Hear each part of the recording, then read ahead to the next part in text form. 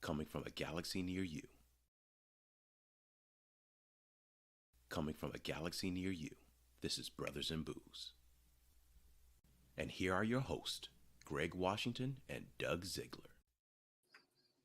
Let's go. Welcome to Brothers in Booze. And Renee.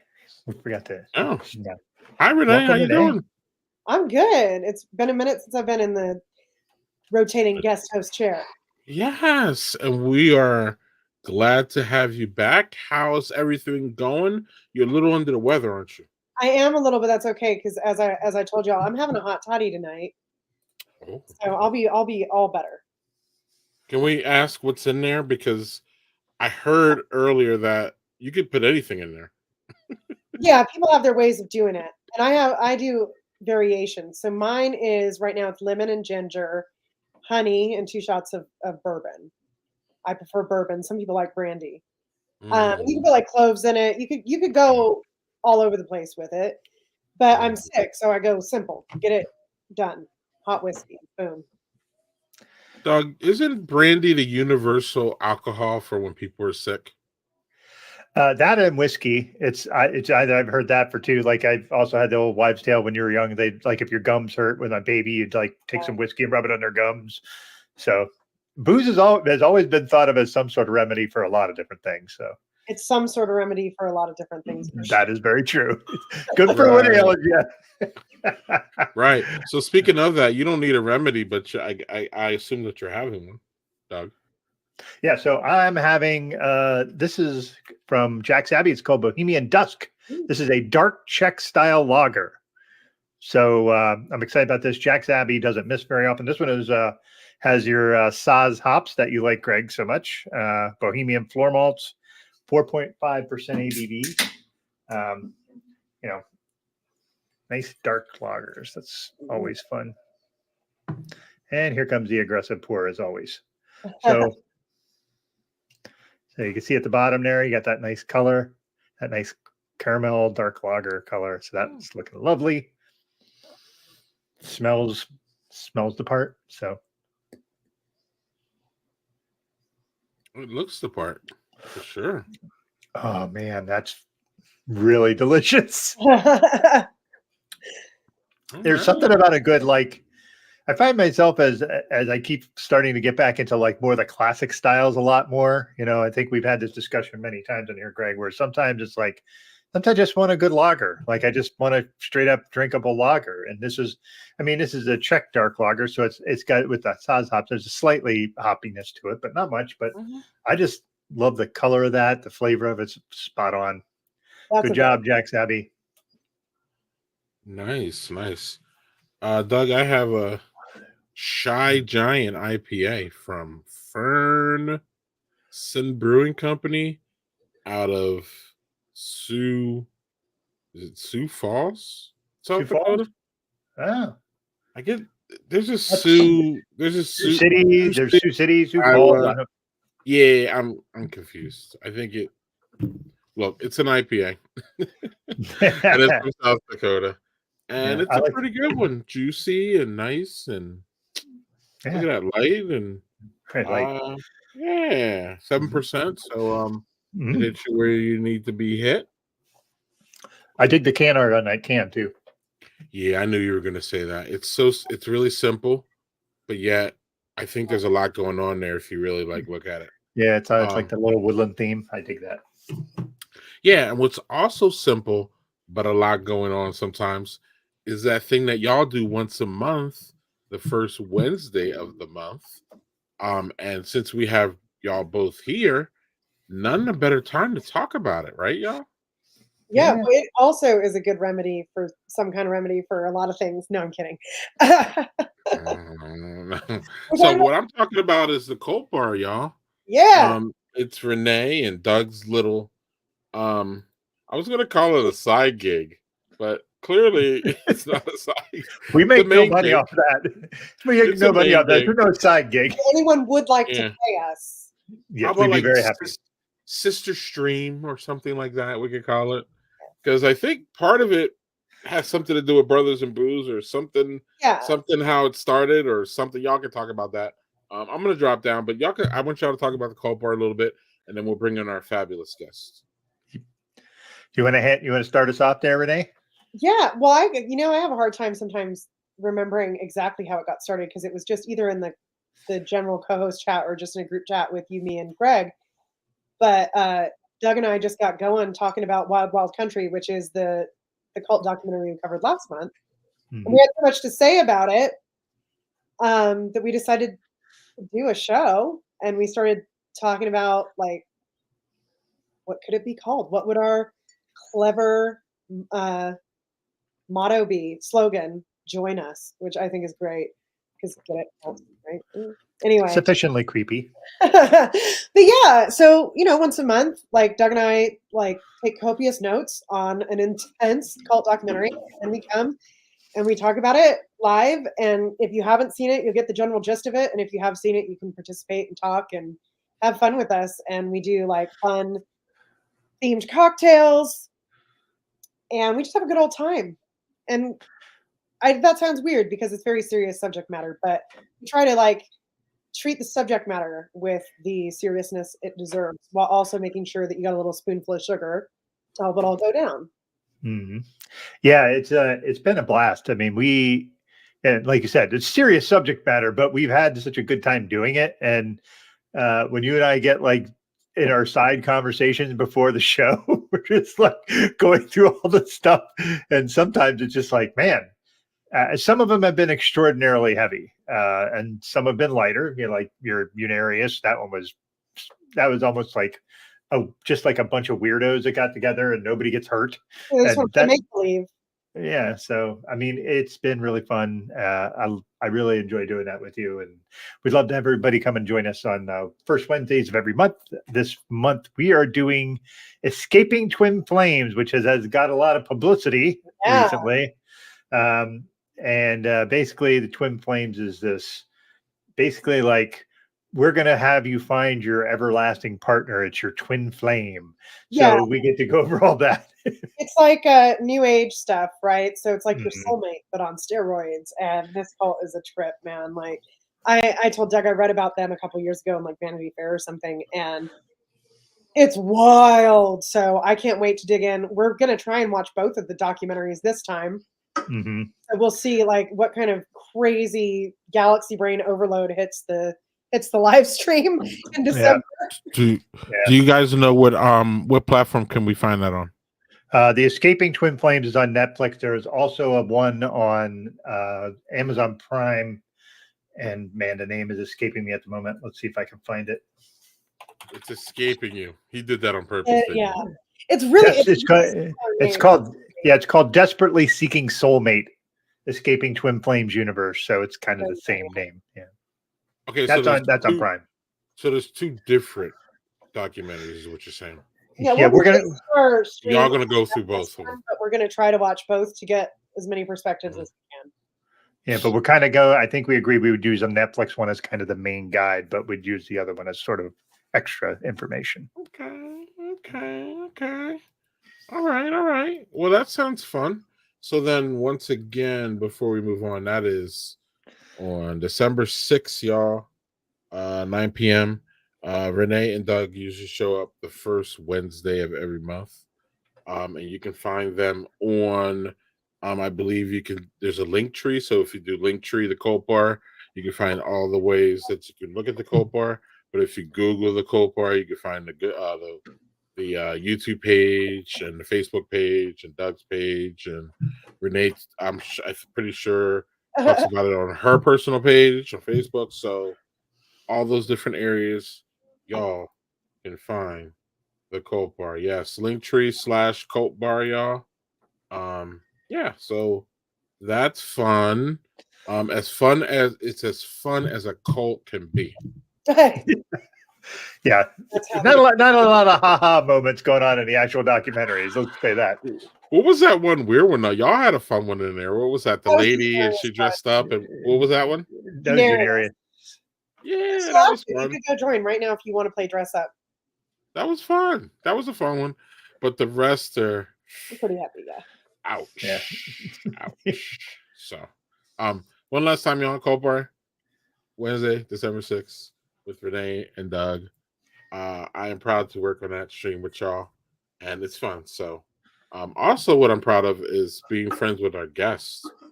So we're teeing him up. His name is Jeffrey Bernstein. I met him at Home.con, but we kind of met each other before.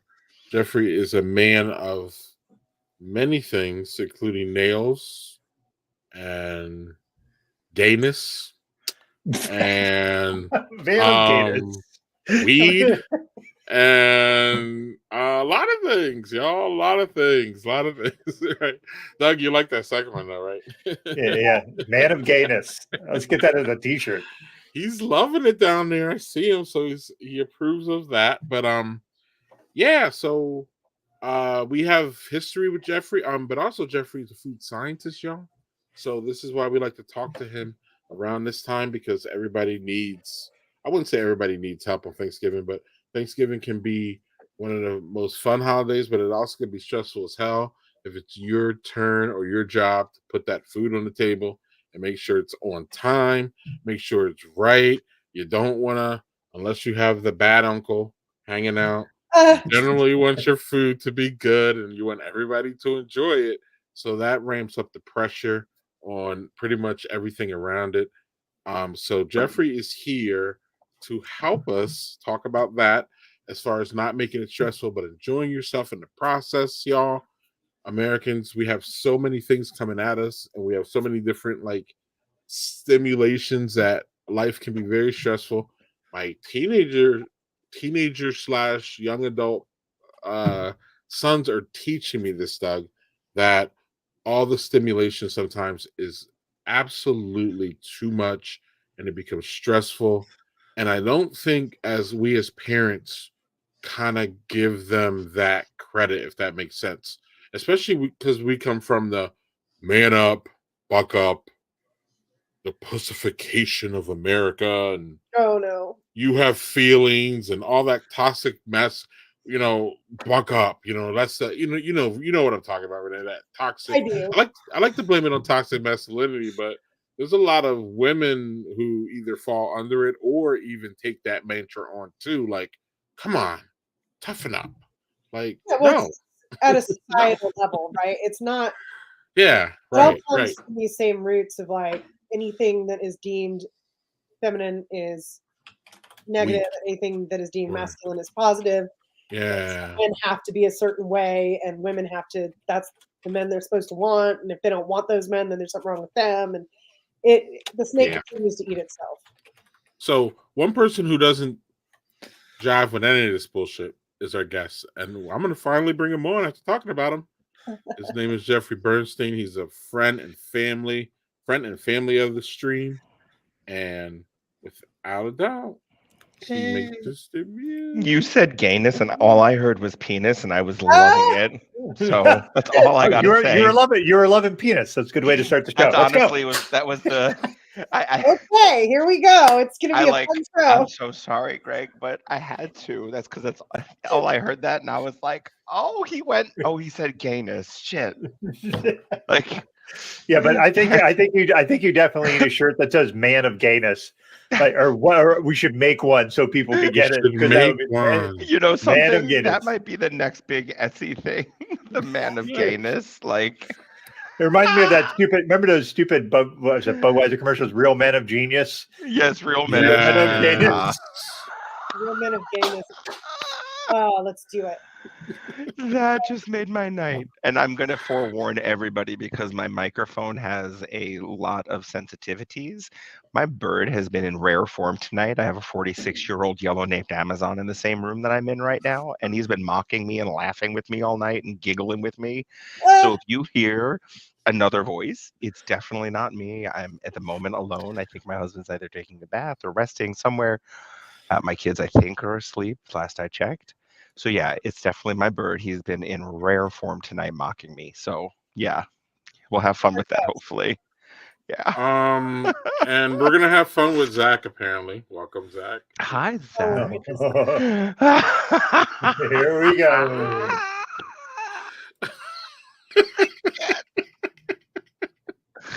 Oh, yeah. Having fun. I'm baked like a turkey. yes. So you're drinking water, right, Jeffrey? I'm drinking Crystal Light iced tea, slightly diluted, to be really honest. So yeah, All right. that's what I Alright. have. That's what that. Oh, and of course, courtesy of one of my kids, dinosaur stickers on my Stanley. There's nothing wrong with. Hey, my wife on every water bottle puts as many stickers as possible on every That water is bottle like we have. literally the thing the kids love. I mean, I'm not going to What turn is my this computer. about? Wait, what is Oh what man, is that about? girl, it Doug, is. Jeffrey, what? Look, I have so many sticker covered water bottles. It's not even funny. I don't have one with me right now, unfortunately. But yeah, like because That's the Why? thing. Because stickers are fun, right? You get stickers, they look cool, and then Yeah. you're like, I'm a grown adult. Dude. I like a sticker. I'm on my Think water. it's- Listen, Greg. Why did you? Ah. Why did we collect He-Man shit when in the '80s? Like some of that. I mean, because it was cool. Wait, I'm asking a dumb Ah! question. Never mind. It was men in tights, so I know why I collected them. But whatever.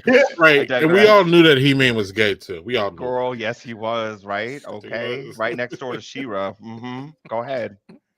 Like, Right, and we all knew it too. It wasn't like something right? like It wasn't a big, it wasn't He-Man. like a big thing. Like, and I mean, come on, we all know that in the 90s it graduated into who?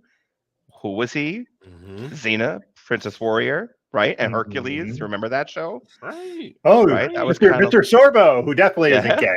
gay. Wants to make sure you don't know that he's gay. He wants to make sure you know he's not gay. Oh yeah, we're big gamers in this family. Oh yes, Zach. Yeah. Yeah, I saw some Mario ones. Yeah, I don't remember at what point. I have been trying to work. Well, not just me. Sorry, I because it's just me. We are trying to work with my son specifically on moving past failure and not giving up right away.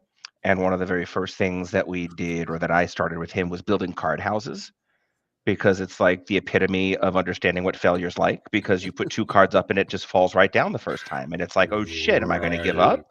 Or am I going to go to the third card? Am I going to go to that fourth card? Right. So we've now not mastered per se, but we're working there. So Mario, have you got any of you played the new version that just came out on Switch? No, but I have. Mario Wonder. Yeah. Okay. So girl, whew, there was one night that I wish, and I told my son the next day, I said, I wish you were up with me when I had to do a board for 48 minutes and I struggled, but I didn't give up because I wanted to beat it and get all three coins and everything so I didn't have to go back and do it. Nice. Right. So we did it in the morning, and like after 3 minutes of him trying, he was just like bonkers out of his mind. And I'm just like, hold up. Let's remember the card houses. Right. So I'm trying to turn my gaming experience into at least a teachable moment for him, because it's tough, right? And they're not really designed for 6.5-year-olds. They are designed for older kids and adults. And but it's taught him to read. He can read it fully independently by himself, which is wonderful. And That's awesome. It's been a phenomenal sort of like catalyst to other things. So anybody that says technology isn't good, I'd agree with you. But when used correctly, it can be used as a great tool. So anyway. Amen. Soapbox, step down. Speaking of tools, I know we're waiting for the. I've been waiting for the penis joke on Tool. Oh, no penis joke here. Well, now there is. Now there is. Anyway, Jeffrey, Thanksgiving. It's one of your favorite holidays, isn't it? It is. Look, I even came prepared today because I know y'all think I'm crazy, but like. You are. I'm hosting, so of course that means I have old-fashioned lists, because I'm a I don't necessarily get down with all the electronic things except for my grocery list, which does sync up to our Amazon or our Alexa, whatever. But yeah, we are Yeah, hosting what's this on the year. menu? Let's hear it. So we are officially going to be doing a traditional roasted turkey. We're going to do some, and most of this stuff has been sourced all locally, which is great. So our turkeys were all raised right here, about a half mile up the road from here. So I get to pick turkey up on Tuesday. I actually just picked our sweet potatoes up today. We're going to do a sweet potato and pecan casserole. We're going to do some roasted Brussels. I'm going to do a cranberry salad, like a cranberry harvest salad with cranberries, walnuts, and diced apples. I'm going to be making a dinner roll, like Hawaiian roll.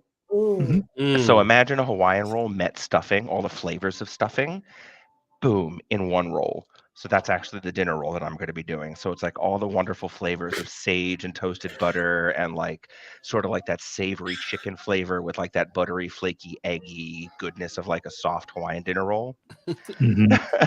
So Yeah, no. it was.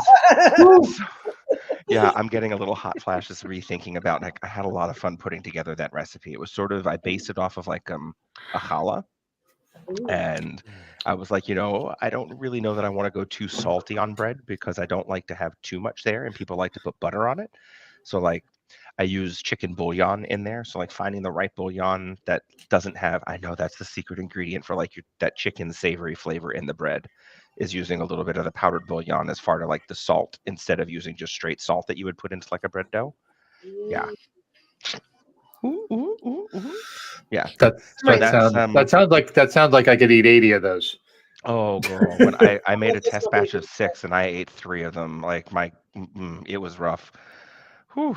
So yeah, we're gonna do a traditional stuffing, just with vegetables, no meat or anything. We have a few vegetarians that are at the table. Normally I would do it with like pork sausage, but we're not going to do that this year.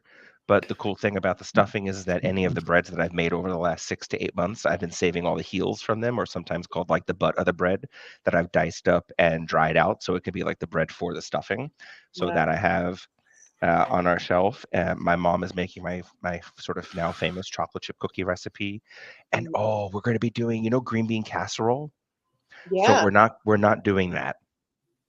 But what I am doing, here's what I am doing, and I'm super excited, is we sort of reinvented it. I'm making these sort of little packets, a la like 1988 French cuisine, how they would take like haricot verts and tie them up with chives and stuff. So what I'm going to do is make little packets of green beans and top them with homemade sort of like a cream of sausage gravy, so that you can get packets of green bean casserole that are made with fresh green beans and give you that same snap and crisp with like a much better for you version. That's not like, I'm very excited. I told you it's my favorite holiday. You're speaking my language. I don't like cream of mushroom soup either, so that cream of sausage is selling it for me. Yeah, like I mean, I'm not the biggest fan of it, and honestly, most of the versions like in the marketplace, unless you're getting like a foofy one, like all have MSG in them, and my husband has a bad MSG allergy, so I just minimize that. And I know I'm crazy. I'm a stay-at-home parent, so like I have the time to be able to do a lot of the homemade stuff.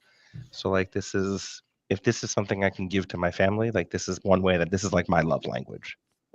So yeah. So yeah.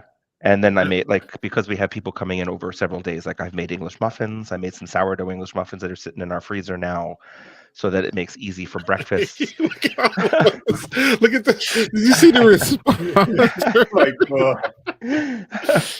Look, Jeffrey, you're here to make it less intimidating. So, but here, and that's exactly the things that I'm going to share. You want to know how? Schedules. Make your lists, right? Plan it out, right? So instead of thinking about how much harder you're going to work, think about how smart you can work. So by planning everything out, I'm able to now have my grocery list, and I can do what's called cross-utilize all my foods, right? So I'm not going to be buying too much of one thing and not enough for another thing, and I'm making sure that I repurpose all the things.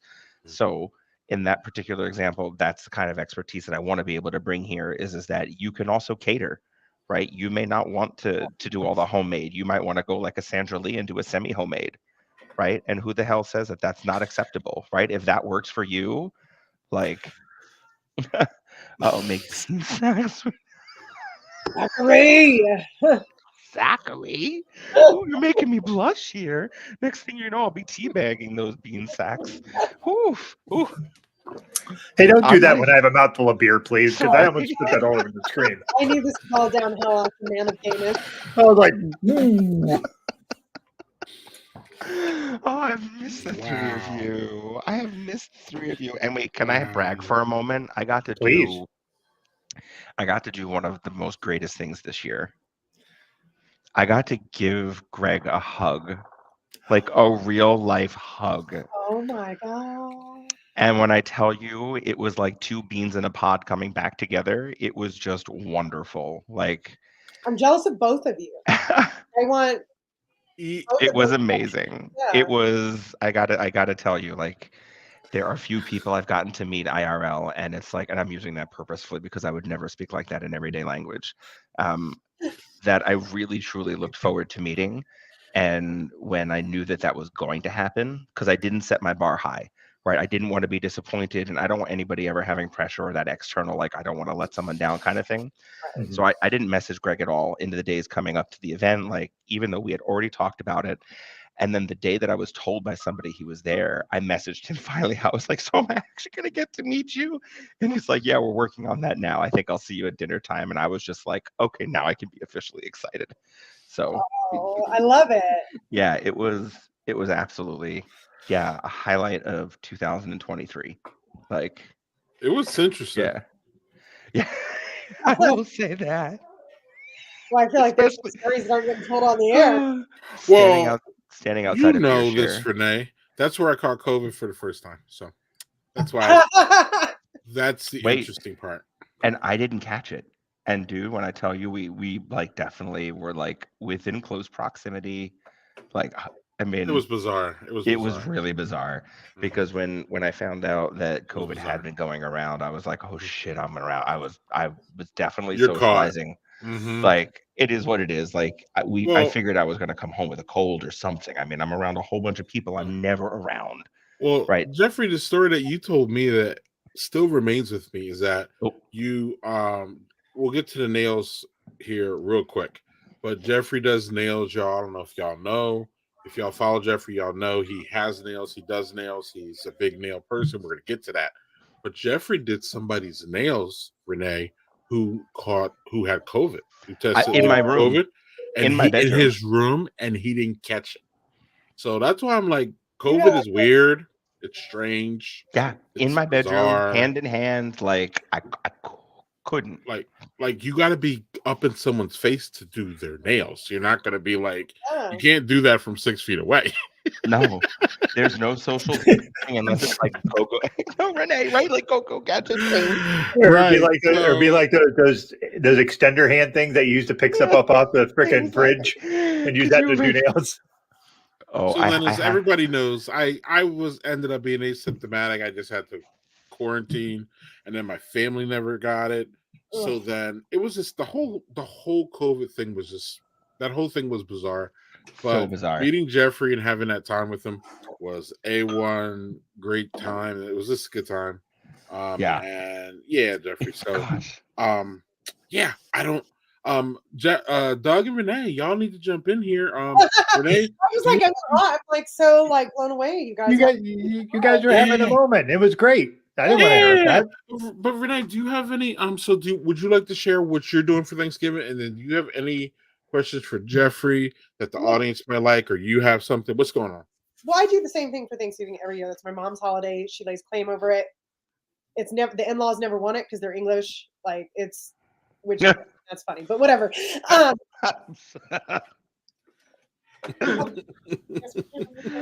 Zach, thank you so much, Zachary. Zachary, I'm so happy to see that comment because it's literally like the second thing I said to Renee, but I think the first was, it's so great to see you.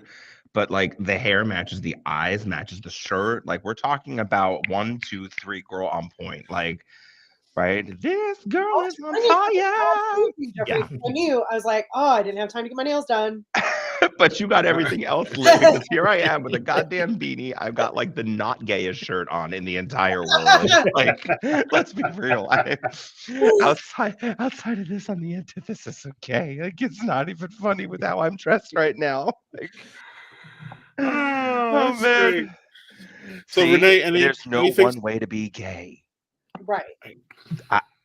Myriad of Good. ways. Right. I just spent a Exactly. weekend with a bunch of gay cowboys, so Ooh, like Brokeback style. I mean, I'm sure some of them were doing that. I was Ooh. well, but I didn't say bareback. I said brokeback. Well, Ooh, sorry. I'll refrain. Jeffrey, once you go, Greg, you don't have to beg. Or Ooh. I don't know. Zach. Renee, so Thanksgiving. Oh, so your mother does Thanksgiving, and my y'all mother just go says- over there. but what I like to do because she buys pies, which is fine because she buys good pies. But so just now today we had the talk because on my way from where I live to where she is this amazing family farm that does fresh baked pies, and they always have a ton for people stopping off to use the bathroom to bring a pie home to How Thanksgiving awesome. at 5. And so I planned for it, right? Like it's not an accident. So I asked her, what pies did you get? Okay, I got pumpkin, I got Dutch apple, all right. I'm gonna get some kind of berry, a cherry, something like that, maybe a pecan. I'll bring those up. And that's how I do it because those pies are I really love good. it. And when I And you lived said it right, by the way. You said Yes, it right. I agree. Thank you for picking that up. I don't even have to go there. Only a true person that knows what I'm talking about knows what I'm talking Pecan. about. If you know, you know. the 5, So is that Pecan. No, pecan. the Pecan. pecan.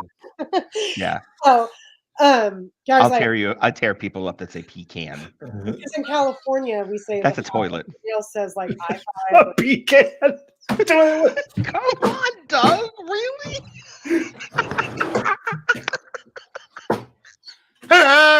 Oh my god. How old are you, Doug? 5? oh, Greg. How many times have I sent you guys messages like I am mentally 12? I'm never going past. This is a I good need one. to have That's not a good one. Eat an apple pie at the best.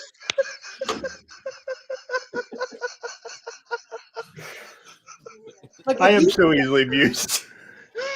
if you have ever driven the 5, it's like yeah, there's nothing for miles, Oh my right? You God. have to plan your pee breaks. So why not plan it for somewhere that has good pie? Come on. I don't agree. I completely agree. But when I I lived in mean, Buffalo, we did the same thing, but we did Julian apple pies because Julian apple pies are like I hear they're incredible. I've never I had think one or like enjoyed one, but I hear that they're mixed incredible. with other stuff and yeah. Mm. So there's Murray Family Farms is the pie place I'm talking about. If you're in California, you're going to be on the 5 or the 99. Huh. I went to college in Stockton, Zach. I did for a short period of time. They politely asked me to leave. Oh man. So real quick, my friend Mike Porter says, "Cheers, y'all." Hey, Mark. Russell says, "Hey, y'all! Can't wait to see you in a couple weeks. Can't wait." December I hope you 1st, I have a believe it stream. is. Nice. December 1st. Yes. December 1st? Yep, I think so. He is by the Nice. way, he's an not an NHL Cheers, referee, Steve. but the next league down, I think AHL referee. Mhm. He's an actual referee. That's going to be super interesting. Yes, it is. My friend Oh. Steve Byko says, "Good evening, cheers." Yeah. I don't know if you saw this, but I'm putting it up here again. You need your official Man of Gayness business cards there, Yep. Jeffrey. Done. I'll try to figure that out. Yeah. I do have a question for Jeffrey though. As Yes, the please. hosting, what now? Like I say, I bring a pie, and my husband gets my own flowers. Fine, but as the host, what would you most appreciate from your guests? So it's interesting because Great my question. Great my question. in-laws. Okay. I'm going to give two different answers. I'm going to give the my answer, and then I'm going to give the practical answer that I think would be more appreciable for other people. So I received the text, what can we bring? And my response was, I'll talk it over with Brian tonight, and I'll get back to you. So naturally, the next morning, I text back, right? Listen, just bring yourselves, you guys. They're traveling 5 hours by car. Yeah. And like, if I were to have asked for something, I would have asked for like a fruit tray. But like, who wants to travel 5 hours with a fruit tray, a dog, and 2 kids in the car? Like, and then come to a place where you're staying up in a hotel because they're not there. I would love for them to have stayed here, but my in-laws would be staying here. So they're coming here. It's like they don't want to go to a grocery store to get this to get that, right? Like that's like an extra thing that they have to do. So I'm like, just bring yourselves. Mhm. So for us, because we've planned it out the way we have, and I'm staging it over a few days, it makes the day itself extremely easy and very, very, very low stress. But I think that the more pragmatic way is as you're planning your day out and the meal especially, forget about like the flow of everything. Think about the core things you want to make at home that are things that maybe bring your tradition or your family or like your tradition or your I guess your background to your meal, like the holidays that you the things that you do all the time, like your family yearly traditions, and then farm out the rest of the stuff. Like, do you really have to make that salad, or can somebody bring that, right, and make that, make that easier on you? Can someone bring a tray of cookies, right, and some cut up fruit? Because right there is your dessert. You don't always have to have pie, right? How many pies? Like, How no, I dare mean, you? I love pies, by the way, but on Friday morning when you wake up and Mhm. there's like 8 pies left over, each missing 1.5 slices, you're just like, holy shit, my ass can't get any bigger, and my stomach's gonna explode if I have pie for breakfast another day, because that's what I wind up being like. So it's a matter of just like splitting it up. Like I like to think about what's gonna make my house smell the best. Like I want to cook the turkey and I want to cook the stuffing because those things are going to give like aroma. Exactly. Oh, Zachary. Oh, Zachary. I actually vote for all the extra. Brian took our list actually and whittled it down quite a lot because I couldn't. I think I had like 30 things on the list that I wanted to do, and he was able to whittle it down to like the things that we absolutely needed to have because it's like a more manageable amount of food. Mm. Like I said, I tend to go overboard for Thanksgiving. It's and he just got out of the bath. He's like, and it's still a lot of food. Like, Mhm. and it'll be the first year I'm not making a pumpkin cheesecake, y'all. Oh, Like, and I'm kind of okay with it. Like, I'm not like crying about it because I get to make so many other different things. So I'm trying to find the joy elsewhere.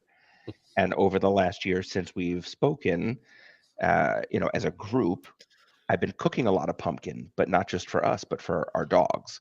oh, So like our dogs have been eating a shit ton of pumpkin, especially since the beginning of October hit, because it's like such a big wasteful item. Like around here, especially people are growing pumpkins for their house decorations. So like I've been cooking all them up and like freezing it, like freezing all the pumpkin puree and like giving it to them in their food because we make their food now from scratch, which is crazy, but worth it. Anyway, that's a whole other conversation that we can talk about. we're gonna have to get into that off camera, Jeffrey, because I kind of want to do that. I can't do it right now because I have a puppy and it's like way more complicated for puppies. But Sure, yes. I've been When thinking, you're ready, I would say around 6 months, definitely look into it. And I'm very, very, very happy to share the resources that got us to where we are. Because there are benefits to doing raw food. We don't do raw, we do cooked. Um, but we're not object to it per se. Some things like they'll get a raw egg every couple of days, like on their food or something. But yeah, we can definitely talk about that offline and share some resources. So totally worth the energy. I can tell you that. And their health is incredible. I remember when we went to adopt our second dog, technically my mom's dog, Tonks had to come with us. And the very first thing all the people at the shelter said, it's so nice to see a normal, healthy weight dog as opposed to like an overweight dog or an out of shape dog. And it's like, yeah, Tonks eats really, really, really, really good. Like she's a spoiled, spoiled, spoiled one.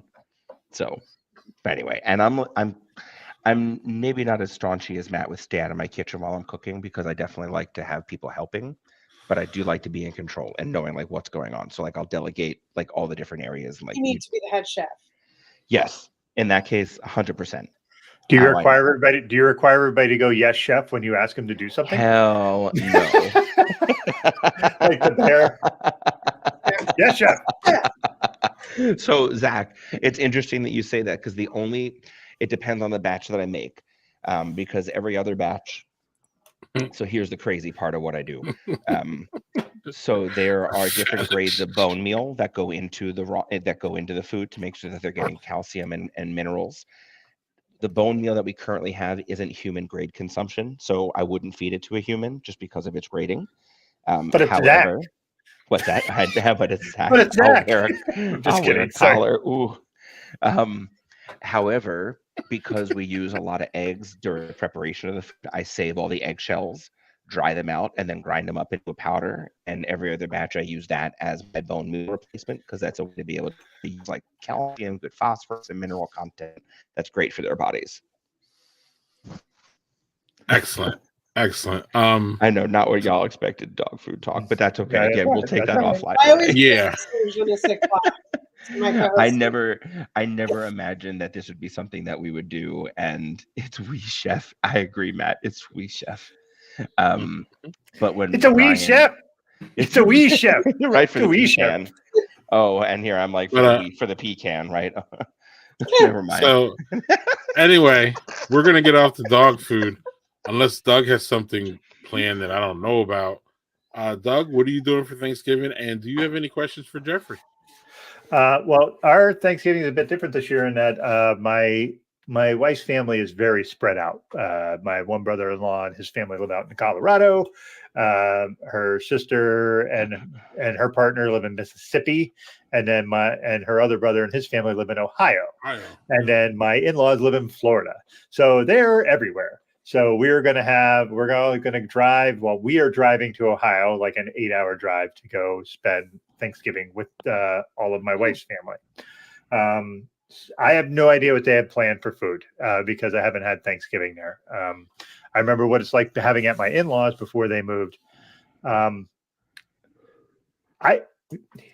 So the question I have for Jeffrey, and then I have a second beer, but how do you, so like when I go to my parents' Thanksgiving is very traditional, very boring food wise.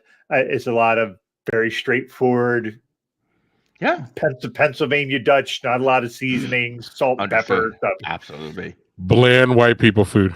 Okay, very. I was about to say you're very much right. Oh, so like some things that like since I love you, Greg. since my heart attack, I've really learned to start really enjoying vegetables in a lot of different ways. That's awesome. What is it? Sorry. So you may have seen my face when I heard Florida. I'm so sorry. I had like a we're not going to get into that part because there's more to that story, and I just don't want to talk about it. I'm sorry, Doug. I derailed your whole comment. My bad. That's okay. Go on. So, but like for vegetables, instance, enjoy post heart attack. Yeah. So like when we go there, it's like they'll have green beans and corn, and I would like to maybe introduce some things that have actually some flavor. My parents are doing the best they can. My parents also have some dietary restrictions. My mom's diabetic and my dad only has one kidney. So there's like things we have to be concerned about what they eat. So what do I do there? Right. What do you do there? Right. For somebody that is, for somebody that has diabetes, right, you want to be mindful of things like the amount of added sugars that you're using, maybe the types of carbohydrates that you're putting into the product. So the first thing that I think about when I hear about introducing people to vegetables and you want to talk about flavor is roasting. There's nothing better than roasting a vegetable, especially when you're talking about the types of vegetables that are available right now. So one of the things that I would do, especially if you're looking to bring something that's not only healthy, but it's healthful, is going to be flavorful, is going to be something that's diabetic friendly, that's going to be something that's heart healthy and heart friendly. As far as the family member, you said, was it kidney disease that I heard? No, he has one kidney and his kidney function isn't great because he's been living with one kidney his entire life. So it's kind of been overworked. So, Zach posted Brussels sprouts, right, roasted with nuts. And where I'm getting at that I think is a really phenomenal side dish and an alternative, let's say traditional mashed potatoes, even though those are phenomenal, is do like a roasted root vegetable medley. Like get a sweet potato, get, let's say, a butternut squash, right? Get yourself a parsnip. If you've never roasted a parsnip, it's one of the best fucking vegetables roasted. Toss all that shit into a bowl and you don't even need to go crazy. Right, especially with sweet potatoes in there. If you're going to throw something like a parsnip in there, which is going to be naturally sweet, carrots are great to add to something like this. And if you want to get real fun, add some peeled diced beets, not canned shit, not pickled shit. I'm talking a fresh beet. A roasted fresh beet is Listen, you just put a little bit of olive oil. You don't need to put salt if you don't want. It's now become a joke in the family. The other day, I apparently made Brussels sprouts and didn't put a single ounce of salt on it, and everybody said it was the best Brussels sprouts they've ever had. So tonight I made Brussels sprouts and pork, and the first thing my husband says to me is, "Did you season the Brussels sprouts this time?" Right, which I did. Right, but nonetheless, you don't need to put the salt on them. But to add some of the more traditional flavors of, let's say, Thanksgiving to that kind of a roast, add some dried cranberries and some pecans on top instead of, let's say, the pecans with the sugar and the sugar syrups that you'll find with like your sweet potato casseroles. Or if you wanted to go fancy, whip up an egg white in a bowl, right, until it gets nice and frothy. Toss in some toss in some crushed up pecans with some cinnamon, black pepper, nutmeg or mace, and make a spice pecan mix that you then will cook at like 350, 375 until it's dried out, maybe 15 or so minutes, and then crumble that on top of your roasted root vegetables. This way you can almost have like the texture, that extra crunch right to the nut. You get the flavors without any of that added sugar. So that's something that I would do. It's a great way to introduce those kinds of vegetables in a different way, right? Most people know boiled carrots or steamed carrots. They don't know they haven't had roasted carrot, right? Or roasted butternut squash. I mean, anyway, I that's feel what like I would do. this weekend. I agree. Veggies on the grill are fantastic, especially when they're prepped the right way, right? Like that is grilled veggies are fantastic. Parsnip puree is great, and that actually brings up what I was about to say. If you're willing to take on something like the mashed potatoes, one of the things Neeps and tatties. what's that? Yeah, neeps and patties. Neeps and tatties. Absolutely. I love cutting mashed potatoes with parsnip or rutabaga, right? Which is a phenomenal way of getting the added benefit of a different kind of vegetable going into there. You can cut your carbohydrate content down, you're adding fiber into it. Parsnips, amazing. I mean, if you haven't had a good parsnip puree, something, Zach, I have tried them. It is one of the few vegetables on this beautiful earth I cannot get to eat. And I can't do radishes. Like in a salad, I'll do them.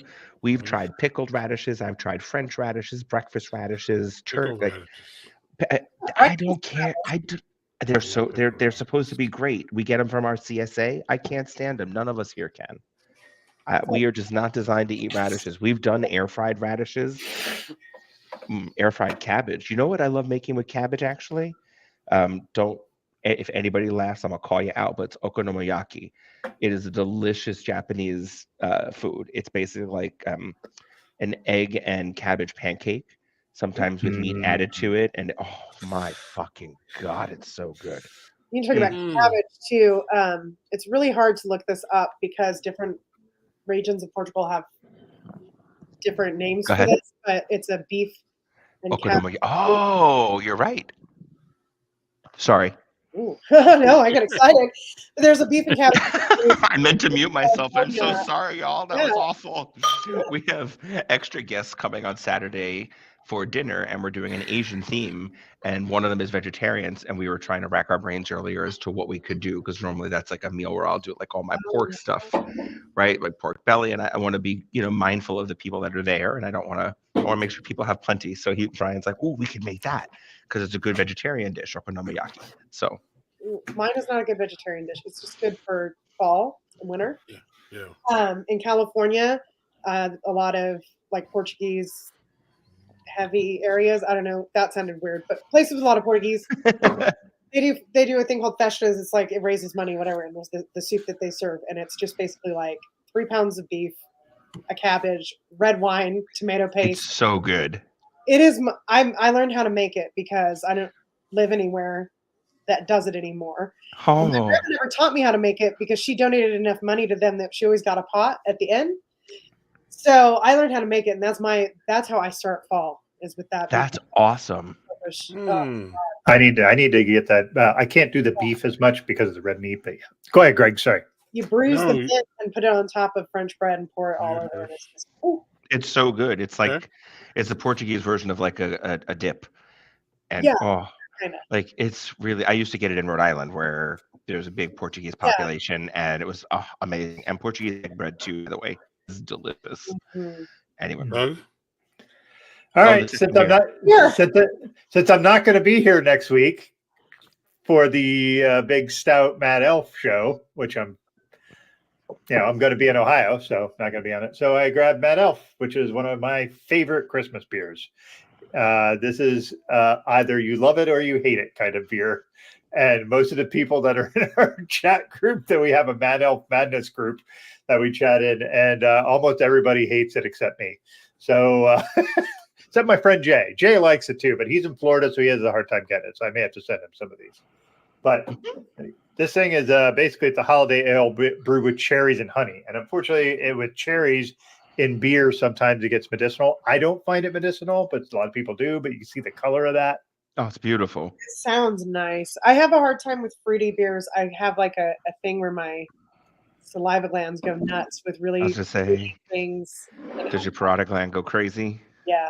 Squirts and does all the crazy things? Just it just swells up. It can't drain fast enough. So Oh.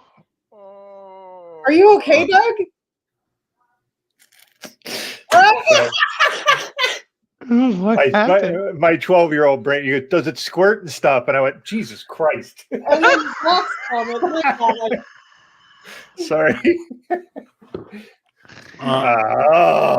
Jeffrey, we have a request. Wait, say to that. Wait, I can't read it because of the way the screen is. Oh no. It says, can Jeffrey say to that nut again, just for the record? Jeffrey, also, who knew the gay agenda was cutting carbs with parsnips? Can you imagine? That's such a. I know it's terrible. We're terrible. The gays, we're awful. We're just bad people in general. Taking potatoes away from people. Yeah, so we're doing the hybrid this year. If y'all remember, last year we cooked everything. This year we decided to do the hybrid. So we're getting part curbside, part doing our thing where the curbside has, all the fixings, the turkey and the ham and all that. And then we're adding our own little thing, which is Jeffrey's mac and cheese. Mac and cheese. I knew it. Back. We're doing some chicken wings on the grill. So we have our smoked wings. Yeah. And, are you going to do them at 700 degrees for an hour? Like Zach's getting ready to say, because Zach's going to say that about your wings. Yeah, well. We're going to do them. Yeah, here we go.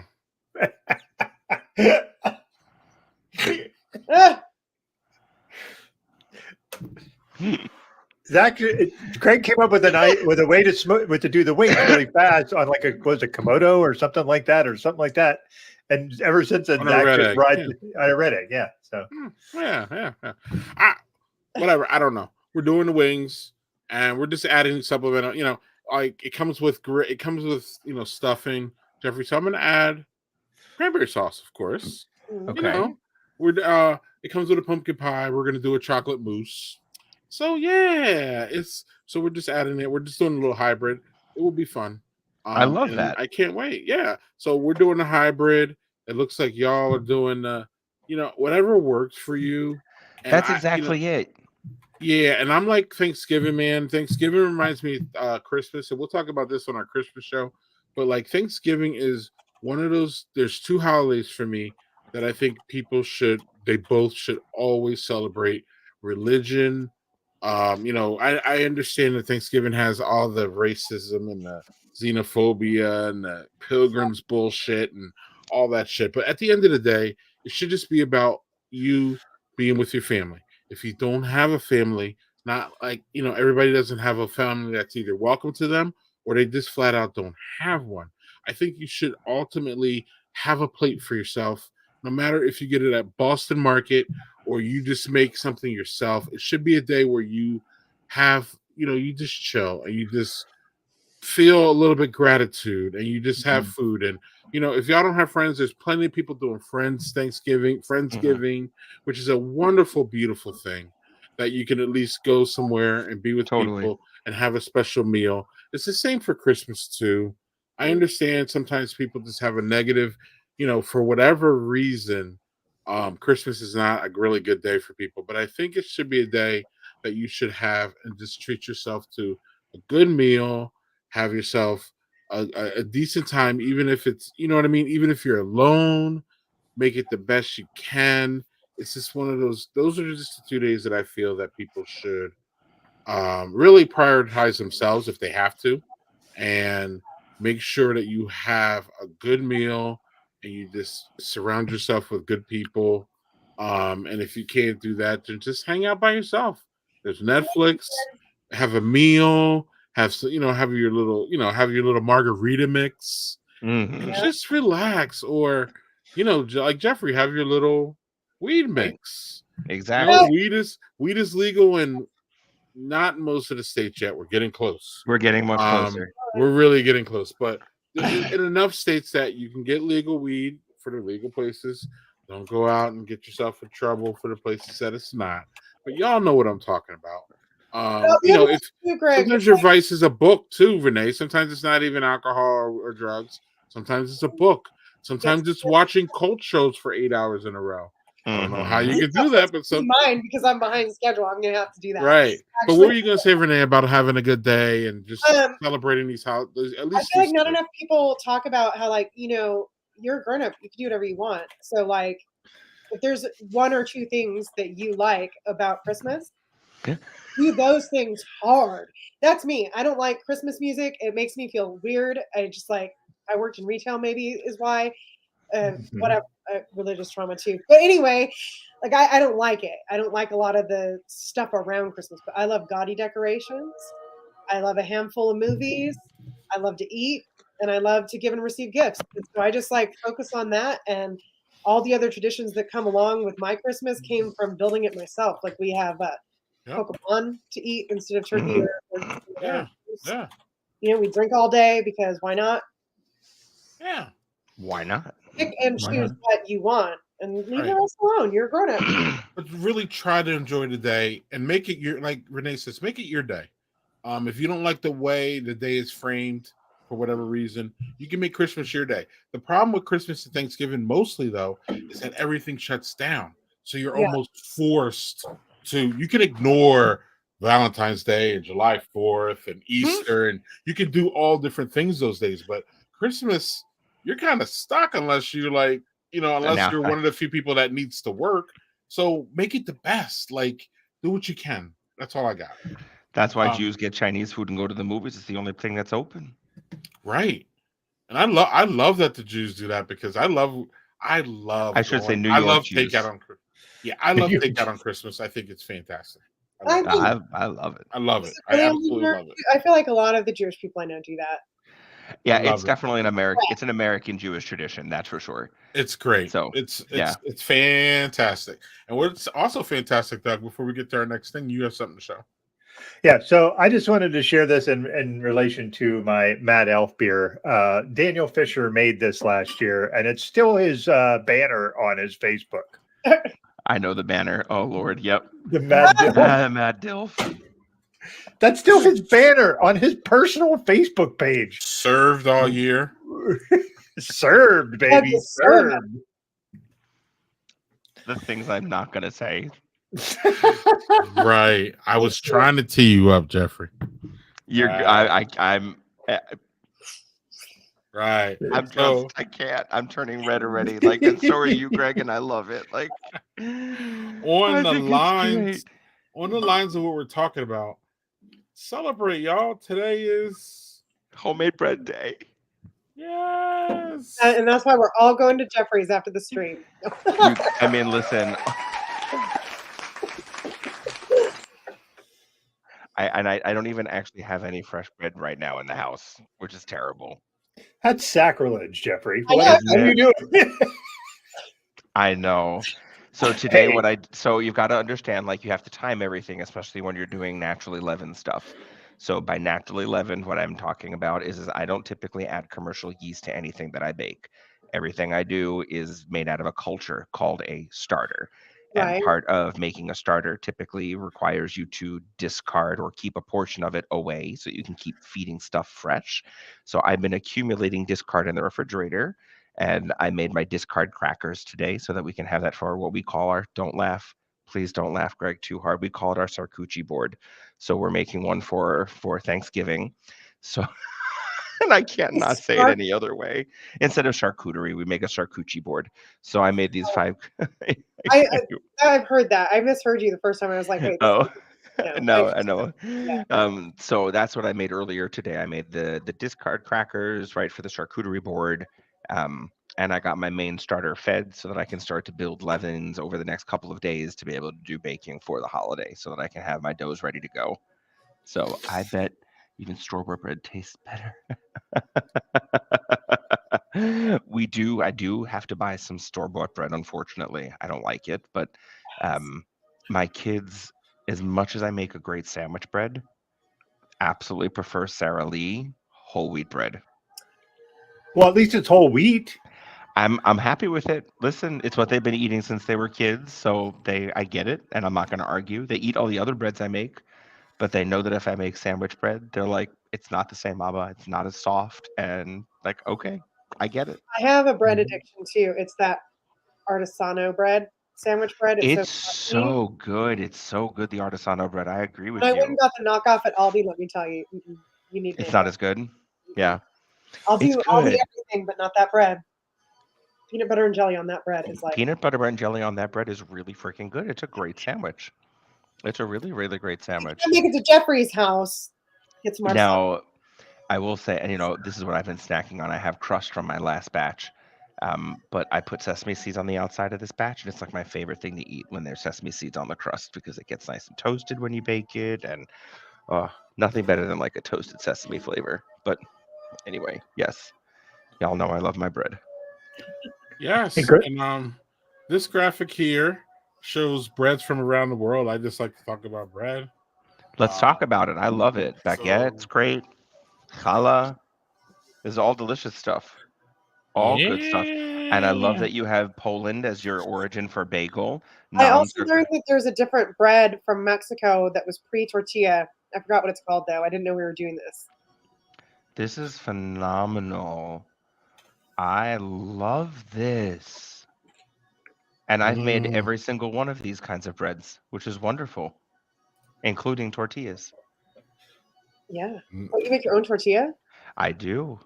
Corn I or do. flour or both? So because the family prefers flour, I tend to do like a 70-30 hybrid, 70% Ooh, flour, 30% cornmeal. And that's my preference personally. But I would do a whole corn tortilla any day.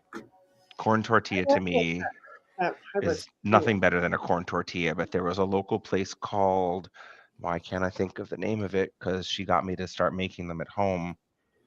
It's a Dominican place that Luli's Kitchen. She makes fresh, and it is just so good, so good. It's what happens when you stay at home, JHG. That's not what happened when I stayed at home. I'm sorry. It's okay. For me, it's my love language. Cooking is my love language. I So if used to I be a can, professional baker, but then when I bake at home, my husband's a Marine. He's got to stay in certain weight standards. He'd be like, please just don't. I know it. I know it. My old 15 grain breads. Yeah, they're good 15 grain breads. Yeah. Good Hey, luck can finding. go ahead? Sorry. Go. I was going to ask Greg, what is the preferred bread in your house? Like if you have a preferred bread, like we were talking about store-bought breads, but so Renee's is artisano, like Yeah, artisano. Yeah. artisano. Like in my house, it's the Dave's white done right bread. Do you love Okay. Dave's bread too? Yeah. What about you, Greg? Was there a particular bread that you guys have in the house? Do tortillas count? Yeah. Sure. Apparently, it was just That's on it. the graphic you showed. Okay. That's it. Can I make the point that tortillas, like the white flour tortillas that you get in the store, are weirdly crazy high in sodium? Do you Really? know that bread? So bread products are food science. Oh, here comes the food scientist on the list. Listen, girl, you're going to bring out a very old topic in food science. Bread products and tomato products are built on salt, unfortunately. You make a low sodium bread, American isn't going to buy it. They just don't like it. And like when you start talking, it's interesting because when you go into like the sourdough forums, you got a lot of novice bakers who are speaking in what's called a baker's percentage. And they're like, oh, yeah, I get away with a formula that has 2% salt, or I could do 1.5%. And I'm just like, listen, you make me a 1.5% loaf of salt, loaf of bread, And I'm just like, don't fucking serve me that. It doesn't taste like shit. It ain't good. Like I have made enough bread at this point in my day. Bread is built on salt, unfortunately. Like the flavor profile, like to get a good exceptional flavor profile. Now there are really great ways to lower that sodium content. Like I use pink salt, for example. I find I'm able to get a lower sodium content and I get the same flavor profile outside of using like my gold standard, which is kosher salt. Why is pink salt lower to help with that? What's the science behind that? Because that doesn't make any sense to me. But right, so not all salts are created equal, and while salt might be sodium chloride by its chemical formula, depending on how the salt is prepared, harvested, or created, it's going to have a higher sodium content on a density basis, right? Sodium per gram. So if you look up a gram of, pink salt versus a gram of, let's say, kosher salt, like diamond kosher salt, you're going to see an appreciable difference. It was actually one of the very first movements by Campbell was to transfer everything over to like natural sea salt, because you'll get the same benefit but with a lower sodium content. And that's because there are other minerals in the water that help to play in the way in which salt and sodium can be perceived. Wow. Tomato is another product out there. Tomato sauces and tomato juice are all very oddly high in sodium. And I beg you to try a no added salt tomato sauce, and you're going to be like, that's kind of shitty. It's good once you can learn how to cook it. Like, for example, Heinz has a really great no added salt ketchup. And I use that all the time. It's so good. They've got the spices down. They've got the acid balance down. I have yet to find a good low sodium tomato juice. It's why I don't drink it, because it sucks. And I don't drink full sodium tomato juice anyway, unless I'm on an airplane. Weird quirk of mine, but whatever. When you're having your Bloody Mary? No, I just drink the tomato juice on a can. No, that's funny. My friend was a flight attendant for Southwest, and he said, like, people will just drink the tomato juice. They don't want the alcohol, just the tomato juice. I just want the tomato juice. I don't care the alcohol. I don't drink alcohol, as you all know. It hasn't changed since we started this I think it's 4 years now I've been with you guys. You're California sober. Yeah, this is our fourth one. I will say, anyway. regarding your tomato thing, Jeff, I have found that I think it's Hunt's makes no salt added, like diced tomatoes and all kinds of stuff. They sure do. Yeah. And there's all kinds of veggies in cans that you can get that are no salt added. Now it still has some sodium, but it is incredibly less than the normal cans. Oh, it is crazy, especially when you're talking about like beans, for example. Beans are fucking terrible. Beans are terrible. No, you're fine. When it comes to like making healthier choices and more healthful decisions, like adding beans to your diet is great. But if given the opportunity to add to use a no added salt, and you can walk into my pantry, those are the only beans that you're going to get in my house are no added salt beans. If that's one area I can control, I'm going to control it, and they're no less expensive or no more expensive than the regular salted version. So yeah, and Doug, also how we get around that sodium is we make our own homemade tortillas for the most part. Oh, that's good. So I love that. Fun. That's fun. Do you have a tortilla press? Do you have a tortilla press? Yes. Yeah. Oh, that's cool. Yeah, they're only $15. They ain't that. Yeah, I was like, the one I have is probably $15 or $20 that I picked up a while ago. They're not much. And once you get a system down, it goes pretty easy, actually. Roll all the roll your dough balls out, flat cook. It only takes 30 minutes, like 30 seconds on each side or so. Yeah, right. And so one last thing about tomatoes, because one of the things that I remember doing in one of the food labs was trying to figure out ways in which to improve tomato flavor without adding salt. And one of the coolest things that we did was slow roasting and long-term cooking of the tomatoes to allow sugars to naturally caramelize. So one of the things that we do at home is we'll prepare most of the tomato sauce like on the stovetop, but make sure that it's in like a pot that can go into the oven. And then I'll throw it in the oven at like 275 for 12 hours. And then we will, I know, crazy. We'll set it up at night. I'll cook it overnight so that in the morning the next day, portion it out into our freezer stuff, like our freezer jars, and not jars, but freezer containers, and then we'll pop it into the freezer once it cools off. Nice. But it's a really great way of not having to put a ton of salt into something. So long-term cooking does great. Damn. At 10:15 at night, talking about slow cooked tomato sauce. There we go. Hey, guess what? That's something that I'm interested in. Oh, Zach. I love it. There's Hey, no Greg, response to it. There's no yeah, response to that. Greg, did you have a second beer? No, he No. hasn't. No, I'm okay. good. I didn't know if you have. So. I mean, I do, but we'll get to it. We'll get to it. Yeah, we can do it for Um, wrap. We can get to the wrap ups. That's all good. Yeah. Actually, I will address. I will start y'all off, and I'll go get my second one. So yeah, so thanks, Jeffrey, for Thanksgiving tips, Of y'all. course. If y'all have any questions, God please, bless you. Yes. yeah, please put them in the comments. We'll get to them at the end, but we are going to move on. We got other to talk about. One of the things that we talked about, I think it was 2 years now, is that we had Renee on randomly, actually, if I recall, not randomly, but we're like, Renee, come on, let's talk to Jeffrey, all that. Join us. Have fun And with us. Yeah. yeah, and we had no idea where the hell it was going to go. An hour and a half later, we were talking about nails. It's true. And I Doug and I remember were it. like, I- what's going on? It was And Renee and serendipitous for me, Jeffrey Renee. became fast friends, like they knew each Girl. other. Oh, in like and on high school Instagram, almost. like It we felt are. like, Listen, yeah, it y'all was like hit it off like nothing. It was great. seriously So like 2 years it was like later, Tina and Turner met together again. Like, girl, let me tell you. yeah. Like, So 2 years later, how is y'all's friendship kind of blossomed in this way? Because again, y'all met each other, I think, pretty much on the stream, like Right here. live. Yeah, for real. And Well, then we talked a tiny bit in like the pre-show the chat, right? yeah. I think it's And then going well y'all, for me. I would say yeah. it's going Interact on fantastic. Instagram and Oh yeah, I mean, listen, I think it's as good as any friendship that gets born from these spaces, right? There is the beginning where you are chatting with each other, and then you start to see the content that you wind up creating and enjoying through each other. And I think that over the 2 years that our friendship has developed, we jive in a lot of different ways. And I like that there are times that there are posts or content that Renee will put out that will challenge things that I think about. And I like that. I like someone that's going to be able to challenge me, right? I like someone that's going to be not challenge me. I mean, I like all kinds of challenges, don't get me wrong, but like challenge my the way in which I think about things. Um, and I know that she also appreciates that kind of content that I tend to put out, especially on the Instagram. no, I love learning.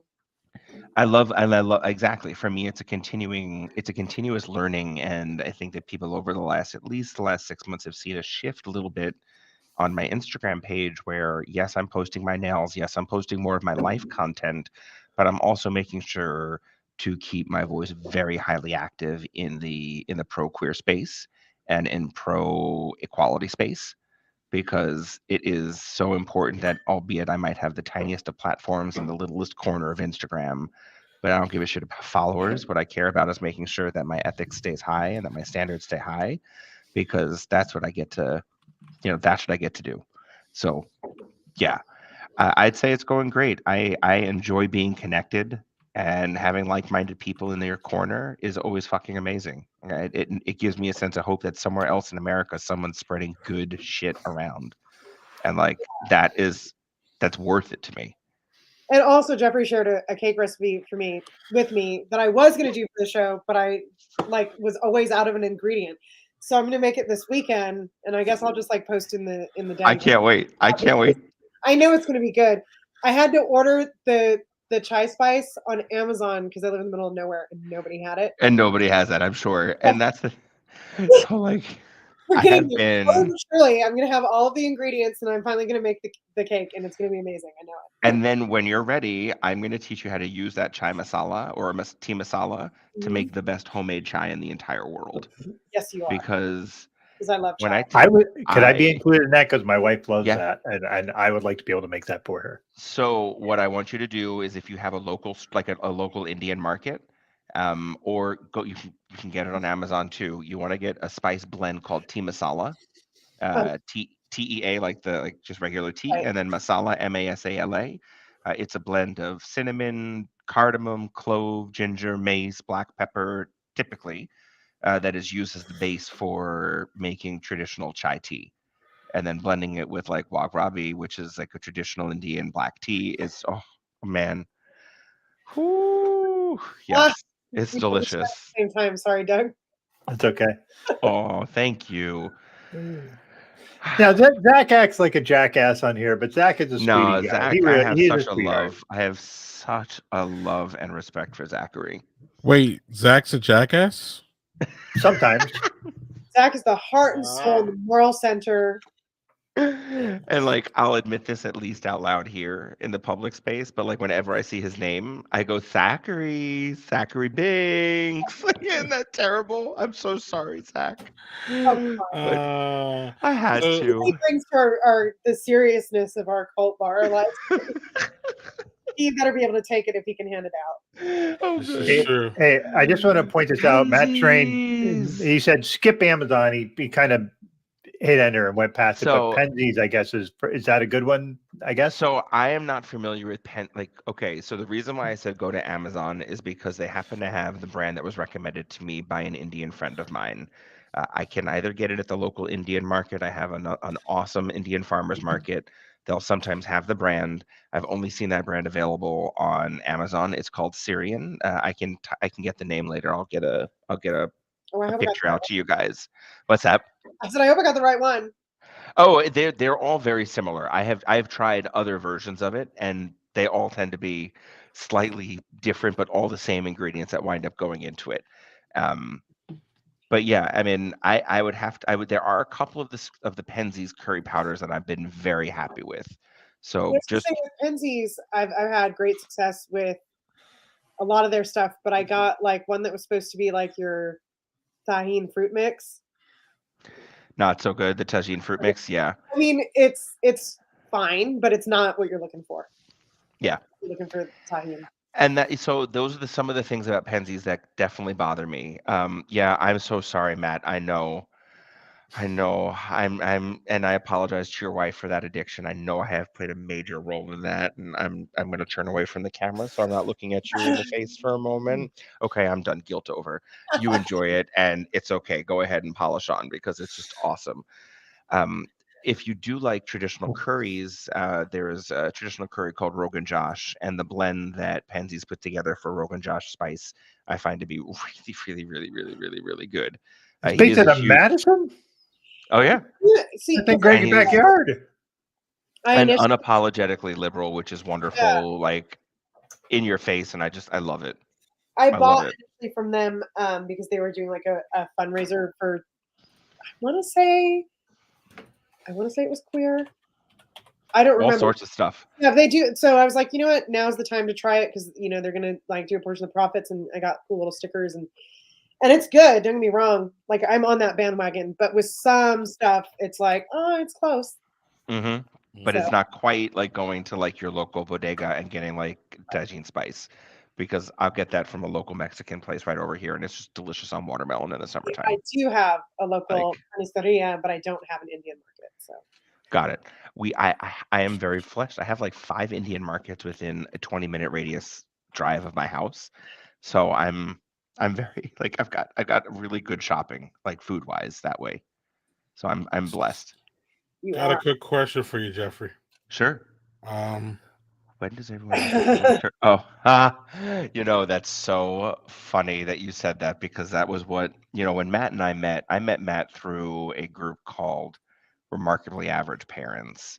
Um, I left the group because it just wasn't a great space for like queer parents, and they wanted to be liberal, but like faux liberal. But anyway, that was years ago, and may their space be good for the parents that are there, and may people get good information. Anyway, I would make an annual post in the group as to when to take the turkey out to make sure that it was fully defrosted. So right, today is Friday the 17th, so that means you're 6 days. Y'all should be taking your turkeys out by tomorrow at the latest, especially if you're dealing with a 14 to 16 pound bird. Put that bitch up in the fridge, because it's going to take a long time for that to defrost thoroughly. And do it the right way, please. And if you do it last minute, do it in ice water. Like, as crazy it might sound, put it in a bucket, get some water in there. Do it the right way. Don't leave it on the counter or in your garage, or please don't do that. Like, Your I've heard some. garage. Jesus Oh, Christ. I have heard so many gross stories, and then people are like, "Don't worry, I cook it till the popper goes up." I'm like, "Do you know how many times that fails like a condom? Please, bitch, use a thermometer if you're going to do that. Like, that is not your fail safe." Like, mm-mm. No. Those two things So together just gave me flashbacks to when I had food poisoning, and I can't. Yeah, and so like if you're going to defrost it, please try to do it the right way. Please, please, please. And my DMs are always open, right? You can slide on in there, ask the question. I'll give you the either way, right? Up is Just say this great. Right?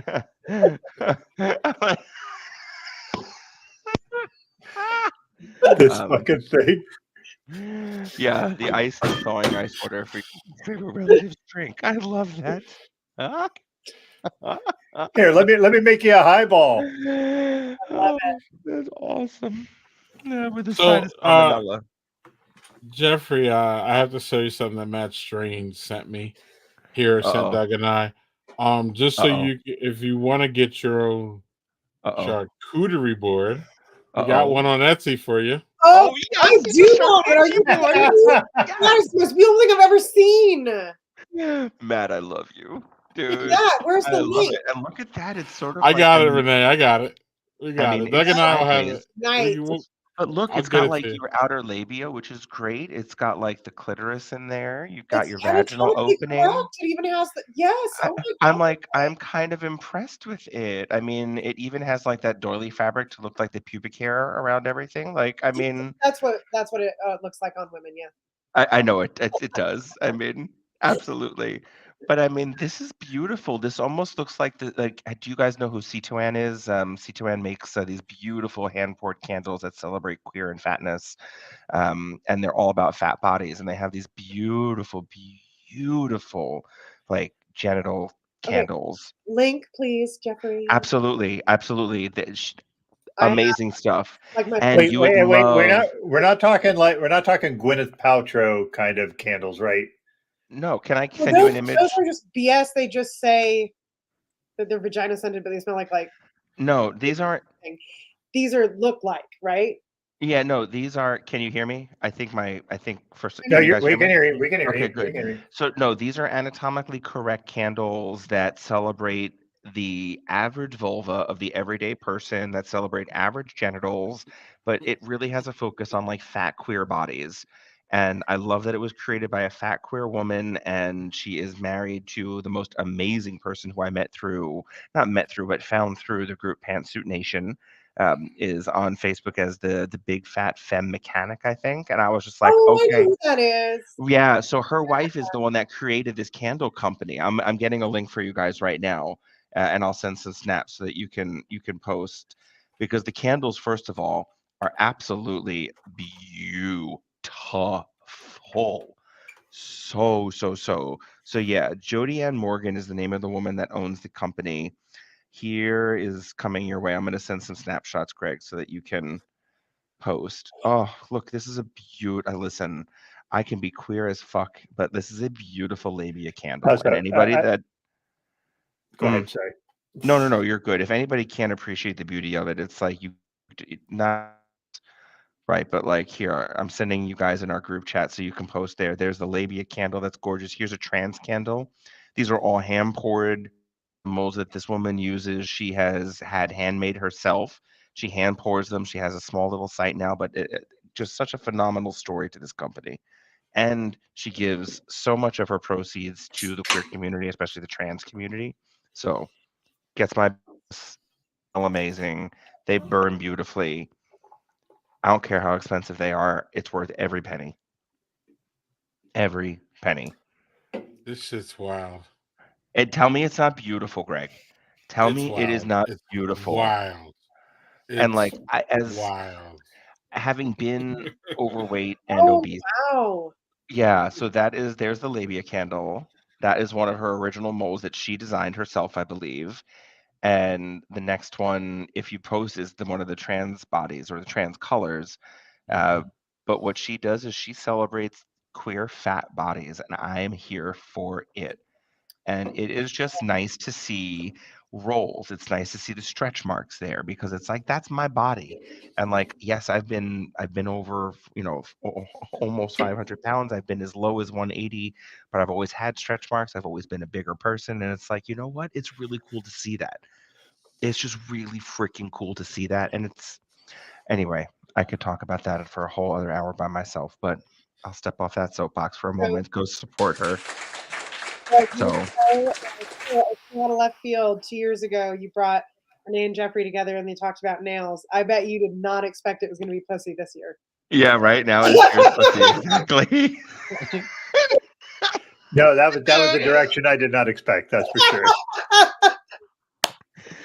I love it. I love We're it. going to have to really bring something wild next year, Jeffrey. I know, Yeah, right? What are we going to work on next? I mean, I'll see if I can connect with Jeffrey Marsh, because that would be awesome to bring them here. If you don't know who Jeffrey Marsh is, they're a phenomenal activist. You really, really ought to follow them. But anyway, Okay. yeah. Wow. Well, I don't know how I'm going to segue to what I want to talk to next, because it has nothing to do with this. But Speaking of vaginas.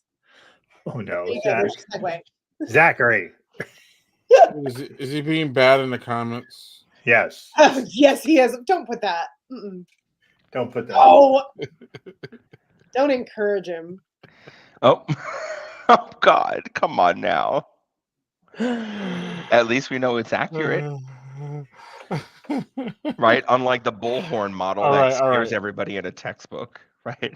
We're getting out of here. Go for it. Leave here it. you go.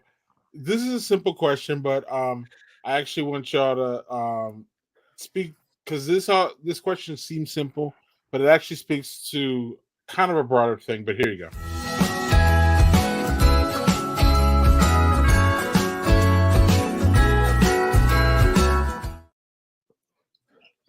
Jeffrey, when does the tree go up? And the reason I'm asking this is because I know y'all Christmas people are like, it's not time for Christmas yet because of Thanksgiving. But actually, that's why I'm asking the question. Because when you put the tree up, it's actually your official time. For my personal opinion, your house's time for when you start the tree. Now, Jeffrey, I'm going to go to you first, but I'm going to answer this one first. So to me, part of the tree is just the fucking lights. It really is. I like having a tree up as instead of like a night light. I just love it because our tree like blinks and it goes white and it has different colors on it. It's one of those artificial ones.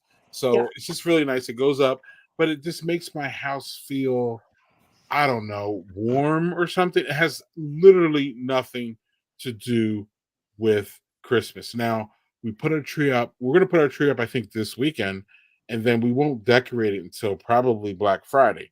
So to me, the decoration, when you put the decorations on the tree, that is like your official time to start, like, the Christmas season and all that.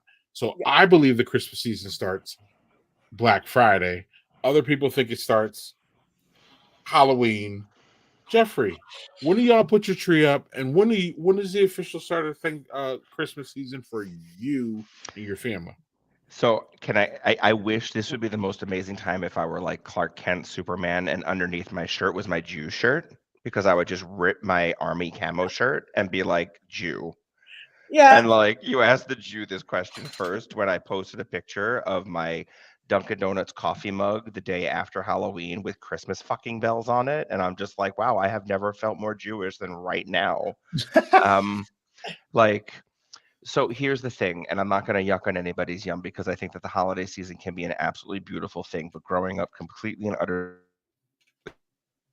Oh, give it a moment. We'll see if he comes back in here.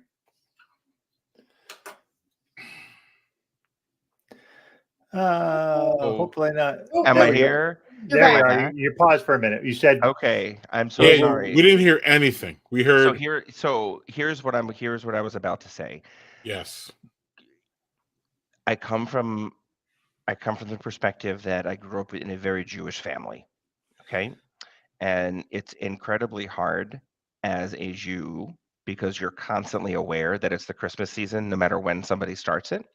And there's this burden that had been placed on a lot of us as Jews growing up, that we couldn't spoil the Christmas season for the non-Jews. So I have a larger sense of resentment as a Jew, as an adult, because it feels as though every year it's constantly forced down my throat like a bad cock, and I don't want it there. And I want to be able to spit it out and say, get the fuck out, because at the end of it, it becomes a capitalistic thing. And it's like I'm feeling this push from capitalistic America to like push the holidays earlier and earlier and earlier. And like while I get the jokes that are out there of like give the turkey their time, give Halloween its time, I don't want to yuck on other people's yum because the holiday season can bring an immense amount of joy for people. I do think that there has to be this sort of like pause, and we have to reflect on whether or not as a country is this what we want to push forward, because it completely negates the entire group of people that aren't Christian or who are secular in their belief, who don't want to have this sort of stuff forced down their throat when they're still trying to celebrate Hocus Pocus and Zachary Binks and like have their Halloween traditions. And it's like, as much as I don't want to yuck on their yum, I find myself biting my tongue more and more. I'm not right now because you asked the question, and I don't feel embarrassed to talk about these things. And you're going to ask at a time where right now centering Jewishness is a very important thing, and we're not going to talk about that conflict unless we want to talk about that. That's a totally different conversation. But growing up in America, you never feel as minority status as you are until you're a minority status. Because if you're not Christian, it's like, well, what are you then? It's like the default. I even have people who consider themselves really good friends of mine here ask me when I'm going to start making my Christmas cookies. And like within moments, one person asked me that and then was like, "Oh my gosh, you're not you don't celebrate. I can't believe I just asked that." And it was sort of like the person that stumbles on the I've misgendered somebody and like they went to constantly and chronically apologize. It's like, Yeah. please, just stop. It is what it is. Like you caught yourself. You're done. Apologize once and No, move on. right? Apologize once and move I on. don't make Christmas cookies. I might make some holiday cookies that time, but no, it's just not part of my tradition. So it's interesting that you say this because this is the year we debated putting up a tree for the first time, and Oh, we opted not to Yeah. because it doesn't feel right for us, and it right. doesn't help us celebrate the holiday season anymore. And in reflecting in our secular Jewishness, frankly, the story of Hanukkah and the history that surrounds this holiday is not that it's important, but it's like it's a drop in the bucket when it comes to like the truly formative things that made Jewish people who they are in this world today, right? It's not as formative as something as, let's say, like the Exodus that, sparked the Passover Seder, right? That is a huge ritualistic tradition. And while there are traditions for Hanukkah, it's just, it's been so Christianized and Americanized that it's just like my kids want to celebrate it because they get presents because that's what they know, right? And it's like, tonight, actually, it's really interesting. Reading a Hanukkah book to them. I should go get it from my daughter's from knapsack. Got it from the library, and it was a really, really, really good book that focused on like the miracle of Hanukkah and like what makes Hanukkah super special. And I wasn't expecting that out of the book. Most of them are very superficially Jewish or whatnot, and touch on things like your latkes or like, which is very, by the way, a very Ashkenazic Jewish tradition. That's not tradition you'll see in Jews all around the world. Not every Jew eats a bagel. Not every Jew protects their bagels with locks, right? These are all very sort of like Ashkenazi specific Jewish stereotypes. So just FYI, there are more than just Ashkenazi Jews in this world. Mizrahim, Sephardim Jews, all with very unique and beautiful cultural distinctions that make them beautiful and special, just like us. So yeah, I hate this time of year. Just going to be honest. All Can right. I ask before we go? You said something about protect. Did you say protect your bagel with locks? Yeah, that's how it did. Have you not heard that joke? How does a Jew protect their bagel? They put locks on it. No, I've never heard that before, and I was Oh, like, I thought that was what? like I thought that was actually like a tradition that I was completely unaware. But I was like, holy shit, have I been living under a rock? What? I was Get completely it like locked. baffled. Get it locked. I'm really Locked sorry. I for had to your throw some Jew. Jewish Get humor. it? I had to throw It's Jewish really, humor really in dumb and there. simple. It's not even that All complex. right, sorry, I had a panic attack that I didn't know You're something that I totally should know. fine. You're about You're to get totally. ripped in the comments. But That, anyway. Oh, let I'm it rip. sure. Hey, I'm So So it's funny because the very first, and he knows that I love him to death. The very first boy I ever dated, and I have no problem throwing shade at him, literally is the person who on December 26th will post 364 days until Christmas. And I love the energy that he brings to the holiday because it's that was his joy growing up, and it's hard to not want to. I don't want to yuck on someone's joy, so that's why I tend to bite my tongue, because at the end of it, it's that pressure that we felt growing up. Like you don't want to ruin it, and it's like my kids don't believe in Santa Claus, and I don't want them to not say something because I don't want them carrying that burden or guilt. Right. it's like at Yeah, 7 years old, like I'm sorry, it shouldn't be on everybody else to protect the magic of Christmas when it's so not even Facts. sanctimonious anymore. It's like it's Right, commercialized at this point right, to the point where it's like, what was it? There was this "Oi to the world." Like that's not a fucking Hanukkah shirt. Don't give me that and call that a Hanukkah present. That's joy to the world that you put some Jewish words into it and you thought it was cute. Like, I'm sorry. Like, correct. anyway, As someone who I felt like I celebrates ruined the mood. as someone who celebrates winter solstice, kind of harder than we celebrate Christmas. I can relate to you, but Renee, This is kind gonna of be hard to follow up Jeffrey. I'm all of it's sorry, I feel like I but dampened the mood. I'm so no, it's not sorry. even really about dampening. You just dropped a whole lot of bombs, and that's I really do. good. I hate But Christmas. I'm so right. glad. So do y'all I do a tree Okay. or not? I just assume everybody does a tree. No, I do. Assumption, So here's the but thing. I like most. all the like Christmas standards make my skin crawl. I hate them. I can't stand it. 90% of Christmas movies I hate. Like it's just, I'm really not into Christmas, but I am gaudy as fuck. And I like to give and receive gifts. And like we I make love that. I giving love it that. we and that's very much a love language in my family. Like it integrates into a Mhm. lot of different things. Mhm. So I decorate the tree until you're not sure it's going to be able to stand up. And I that love it. But I'm kind of lackadaisical about when it goes up. Like we're gone Thanksgiving weekend, so like sometime the first week, 10 days of December, like I'll Mhm. be bringing my Halloween stuff out in September. Christmas, it's like you need to wait your turn. You need to calm down. I'm That's I'm I'm excellent. there. So then Renee, like, because we probably won't talk to you till then. So then, is it the day after Christmas that shit comes down? I leave it up till New Year's because that's like my grandma was super Catholic, and she like they Mhm. leave it up till the Epiphany, and Okay. that was like a big thing. And so I'm like, all right, I'll leave it up till New Year's. Like I'll let it be. I I so one Also, thing full disclosure, my tree stayed up really long last year because I took all the ornaments off and didn't feel like doing the whole packing it up again Packing thing. it So up. we just had a tree like until spring, whatever. so I think again, I know a lot of people don't agree with me, and then we'll get to you real quick, Doug. I know a lot of people don't agree with me, but like to Jeffrey's point, our house is pretty much stripped all kinds of religion out of it. And the only thing that really kind of lays there is this monetization of it and this big money thing. But again, I've gone away from that as far as like we give gifts out on we give gifts out on winter solstice too. So then it's not just really this big drop of like gifts on Mhm. Christmas, but there is gifts. And I just had this conversation with my family about 2 weeks ago about how what my definition of Christmas is and how I believe, like, I just grew up in a kind of a Catholic house, but I grew up just one, like, that was just a day that I knew that I was going to get that toy and I was going to be able to play with that toy.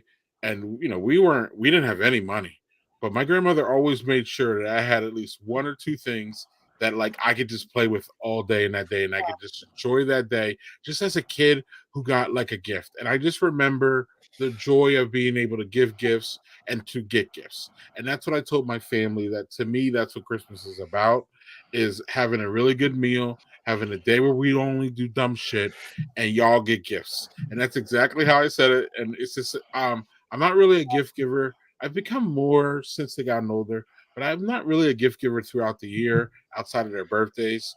And now their birthdays are literally both 2 weeks within Christmas. So then that kind of adds to the whole thing. But the rest of the year, respectfully, fuck them kids. They don't get shit. And that's generally what it is. So then on Christmas, I feel that that's a time where I can make sure that I show my appreciation for them in a gift kind of way. Right. I like, you know what I mean? So like I'm I more about try the like spirit of giving than the spirit of yeah, receiving. and we don't have any kind of like mangers, or we don't even have, actually, the top of our tree is the poop emoji. It is I not a love it. star. That's And no so Plaid. we kind of have this like half mocking Christmas / kind of Christmas thing going on. And then again, Jeffrey, that whole eating out on Christmas and not really cooking a traditional Christmas dinner, which we almost never do anymore, is Yep. part of our push against the system, if that makes sense. Like, no, we're Yeah. not do whatever y'all say we're going to do. We're going to make this holiday ours. And if you don't like it, you don't have to come because you're not even invited anyway.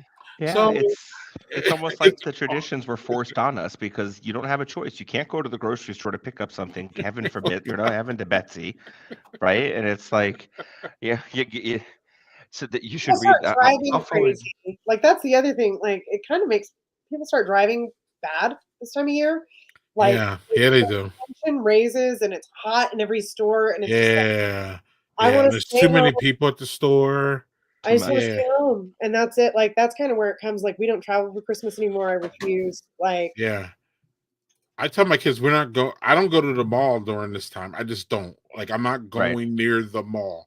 Like in the mall, most malls and everybody, it's like a complex. So you got the mall, then you got like the shopping centers around the mall, then you got like all the restaurants around the mall. Oh no, I'm not doing any of that shit. That shit ends next Wednesday. That's it, it's over. Doug, what's not gonna end next Wednesday is this conversation. So you need to jump in here and tell us about what y'all do. Do you put the tree up? Do you care about when Christmas season starts? I know you're not, you're an atheist, so you don't do the religious thing. How do y'all handle this?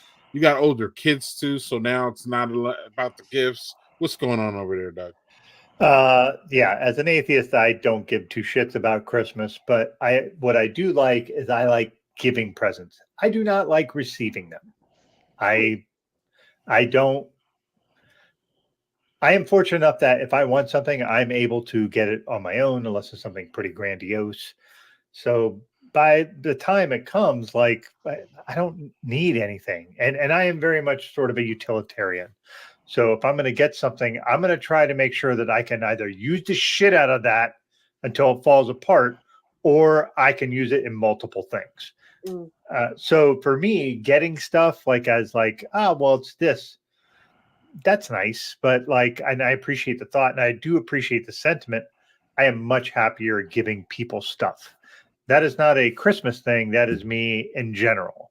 It is something, if I can give somebody, if I'm able to help somebody or give something to somebody that maybe that helps them in some way or something they just want or need, to me, that's kind of just an empathetic thing to do. Mm-hmm. So I will say the one thing I do like about Christmas is lights. Like I love having lights on my house. Like I like how it looks. I think it looks cool. I am like when Greg said about having like your tree as a night light. I think that's cool. I leave it on a lot. My wife's like, "Why are you leaving it on?" I don't know. I like it. It's just it's lights. That's all it is to me. Right, it's not. It's the sanctity of Christmas. I can give two fucking shits about that. I don't. But I'm not there yet. I am going to put a Santa hat on skeleton. I need to get to that space. Fuck all that. My 12-foot skeleton is getting a Santa hat because I didn't pay that much to only put it up for Halloween. Exactly. I know how much that 12-foot skeleton is. Like you should be able to display it when you want to display it and not have to feel pressured to get it down because some turkey needs to go up or that turkey needs to go up for some pressured reason because Santa's barging his way forward. And I've seen people take that 12-foot skeleton and use it and decorate it for different seasons. That's actually what someone did right down the road, and I love it. I love those people. Those people bring so much joy. I'm not that person. Yeah. I would say, I'll give you an example. I had this really cool pentacle wreath, and I was like, I'm going to keep it, and I'm going to put decorations on it every different season, right? I'm going to take it off and put it on, take it off, put it on. It was Christmas for a fucking year on my front door, okay? I'm not going to skeleton every month or even every 6 months. I know. I love it. I love it. But one other comment to Jeffrey's point about not yucking somebody's if you put the tree up, put the tree up now. I don't give a shit. The pandemic to me, the pandemic has showed to me in the way of just like, listen, life kind of fucking sucks in a lot of ways. If you can find joys in whatever works for you and it doesn't fucking affect other people, find that joy. Find the joy. Right. If it's a joy where you put your tree up in fucking September, hey, fucking good for you. Right. Whatever. Just as long as it doesn't harm anybody else or yourself, that has been my mantra for my kids, that for my life, is just like, if it doesn't harm anybody else or harm yourself, then, and it makes you happy, do it. And You guys, my like I was Halloween saying, make it your own. tour? Make it your own. Well, I'm sorry, Renee. Well, Go on. I jumped. I just realized that my Halloween wreath is still on the door. It's almost Thanksgiving. Great. Keep that Right, shit up all right, year if it makes you right. happy. Fuck it. Who Okay. cares? Right? Keep it Right. up. And make it your own. Like, make these holidays your own. And I think I heard that a little bit too from Jeffrey. But you know what I mean? We Make it have our your own own. Do traditions it that your we own. Yeah. And yeah, so man, and it's not that it's not that I don't want it to come across as that I'm anti-Christian. What I'm anti is no. that for all the times I have to hear, and people in my community, and I speak now as part of the queer community, have to hear, stop shoving your agenda down my throat or in my face. And it's like, God damn it, if only they saw the hypocrisy of the fact that they're shoving this Christmas stuff down everybody's throat. And it's like, you can't have your cake and eat it too. And it's like, you want us to be able to live and let live. But it's like, me being gay is or queer is just part of my everyday existence. No different than you wanting to wear your cross around your neck. That's shoving it down my throat. I'm not saying nothing to you, right? Like, just mind your own business, like your book tries to tell you to do, and stop outwardly judging people. These are the things that I wish more people would aspire toward, right? I think Because the irony is that it makes it shittier. Christmas feels shittier for people who are really into Christmas too, because it's all this pressure. and that's the other thing. Like so like we have our Mhm. traditions, like, and it's not like like I said, it's not like I'm anti-Christmas. We go to this. We have this wonderful light show that I love taking the kids to every year, to drive through Lights. extravaganza, and it's lights. It's lights. It's Lights. beautiful, and they have Yes, formed it's memories fun. from when they were young. Are we going to go Yes. do the drive-through lights, and then are we going to get apple cider and make s'mores at the fires? Yes, we are. Right? These are the kinds of memories that I want my kids to have cultivated. You know, the same sort of joy that you were talking about, how like your grandmother made sure that you had a toy to be able to open, and right, I want them to have that same memory when they are Yeah. our age, Right. where Right. there's joy, where Right. they can make their own tradition. They don't have Right. to conform to Right. be Instagram perfect, or like have the perfect tree, or have the, you know, And you can curate your own memories and your own traditions. Don't exactly, make it feel. yours, make it Again, it's funny. yours. We're supposed to be the land of the free, so that means Aren't I'm we? free to do whatever the fuck I want, and I'm Right, going. because of the brave, So don't forget that. right. Well, that's true. That's true. And Zach, I worked. I I love you, worked at. Renee. I worked at Best Buy for a couple of years. I don't Yeah, I blame you, feel Zach. that. I I feel don't blame that. you. Jeffrey, there's a woman hitting on you in the comments here. Who's Tina? I love Tina. Tina is my She loves male you too. girlfriend. She loves you too. So Tina's a lesbian. I love her to death. She actually runs an awesome nail group and is fiercely defending me, or has defended me over the years, especially in Amen. some groups where I've gotten a lot of shame. Mm. And oh God, Tina, So it's so Tina. good to see you. And look at you So rocking those dip nails. I love what you have on your thumb right there, girl. That's a beautiful ombre. At least in the profile pic that I see. Hombre. He said it all. Yep. Hombre. She's And I want to comment on this one. My kids go to the mall. My kids like going to the mall. Like I did in the Goes 80s. back around again. My kid goes on like friend dates to the mall. Weird. Again, yeah, and I'm not trying to jump on Matt, but the mall clearly, in my opinion, in the area of clothes has a lane actually. My kids love to try on sneakers and to look at sneakers. Can't do that on Amazon. Can't do that via the mail.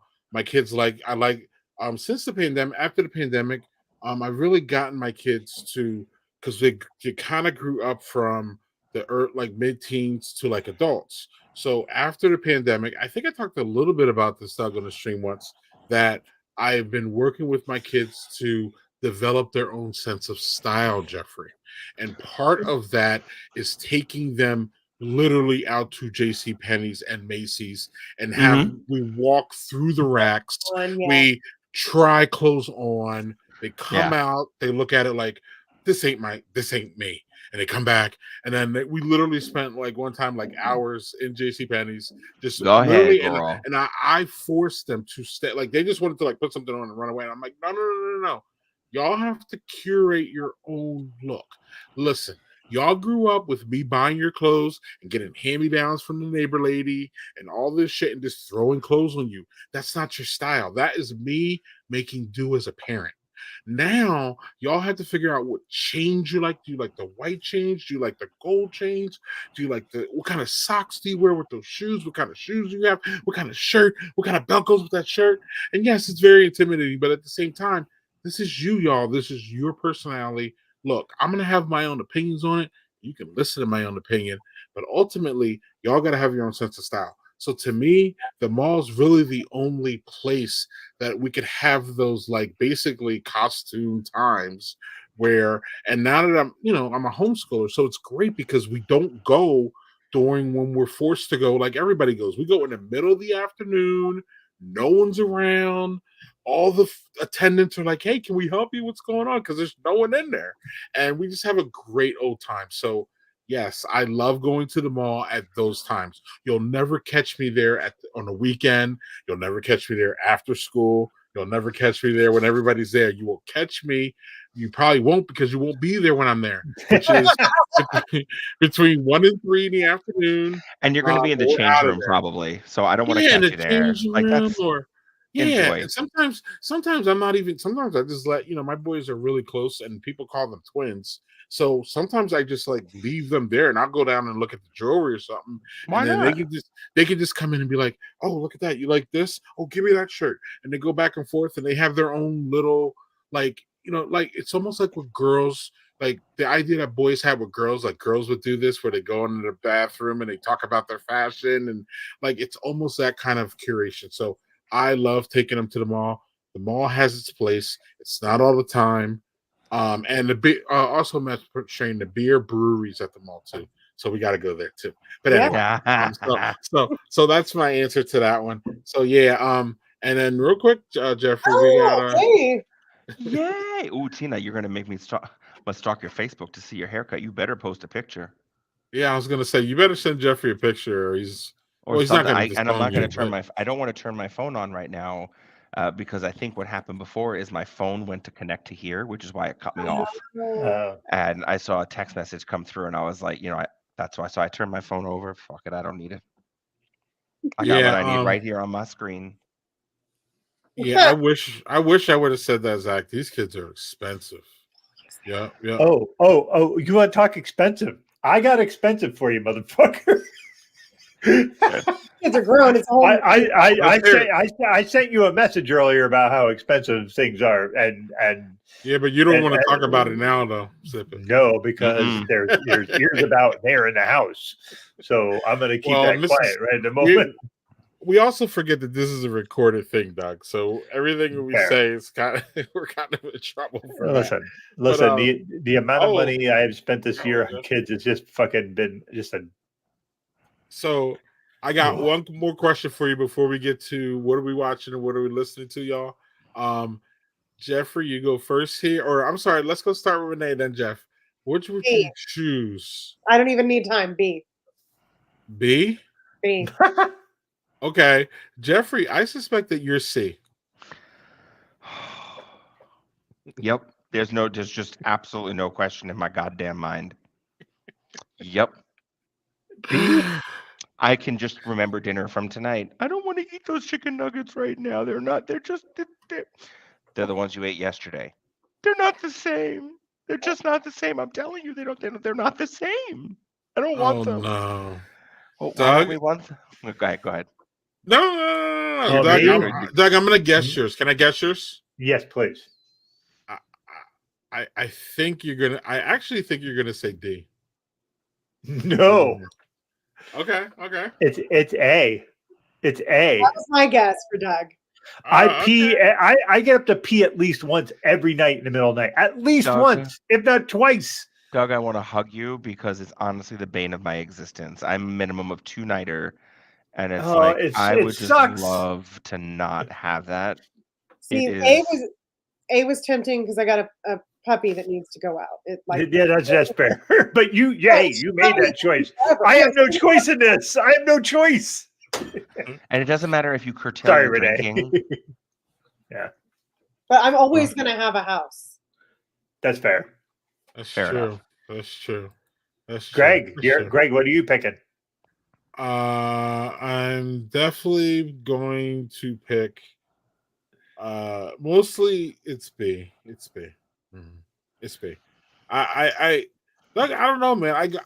Doug, I go from sometimes having to pee 3 times a night, sometimes sleeping through the whole night. It's bizarre. It's weird. I don't know what to say. Like, it's just weird. Sometimes I can drive. I took a road trip. I drove 4 hours. Didn't have to.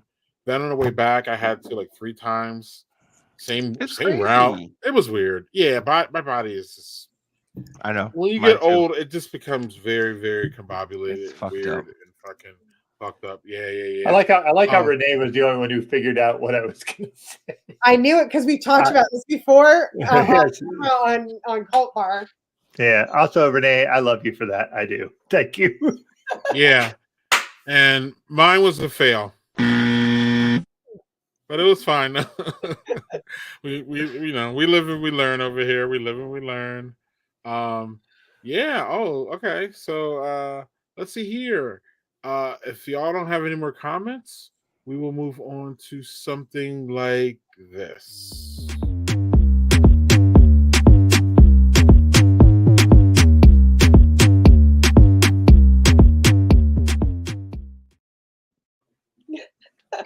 Oh, sorry. You don't have to be sorry. This segment is brought to you by Jeffrey Bernstein. He had something that Yes, sir. he absolutely wants to talk about, and he wants y'all to figure out, and he wants y'all to listen to. I'm pretty sure. So, Jeffrey, what are you listening to that is so fabulous? You're really gonna make me feel like the biggest geek here right now. I'll share my audiobook after, and I promise you'll feel like less of a geek. Okay, I'm glad to hear that because the thing is that I've only listened to this version of it once. It came out in June. I didn't know it came out in June. I knew it was coming out, and somebody had messaged me, and within 3 seconds, I used one of my audio book credits to be able to download it. So if y'all don't know, I have a major obsession with the Legendarium of Tolkien, a major obsession. And the actor who played the movie role of Gollum, Andy Serkis, narrated first the trilogy, The Lord of the Rings, the first 3 books, and then put out The Hobbit, which was just incredible to listen to him narrate. And then in June, he put out The Silmarillion. And I've listened to Martin Shaw's version of it too many times. And it's audio gold to hear him tell these stories. He is such an amazing orator. And I'm at the very last chapter of the book, which is The Rings of Power. And it's amazing. I'm looking forward to finishing it tomorrow at some point. I only have 45 more minutes to listen to, and I binged it over 3 days, which is really crazy, but I did it while I was doing house chores. And that's a Balrog, by the way, or a depiction of a Balrog being fought, I think, by Glorfindel would be my best guess at that, maybe. But anyway, yep, that's Balrog. That's a Balrog. How long is the whole audio? Roughly 11 hours, I want to say. Maybe 12 hours. For Tolkien. What's up, not Renee? for You had a Tolkien. question. I'm sorry, Renee. What's up? Yeah. I was just saying it's not bad for Tolkien, but I didn't prep for this because I just offered this because Jeffrey said he felt geeky. I don't know if you all know what new adult is. It's like young adult fiction, but you're allowed to say fuck and you're allowed to fuck, in the story, right? Okay.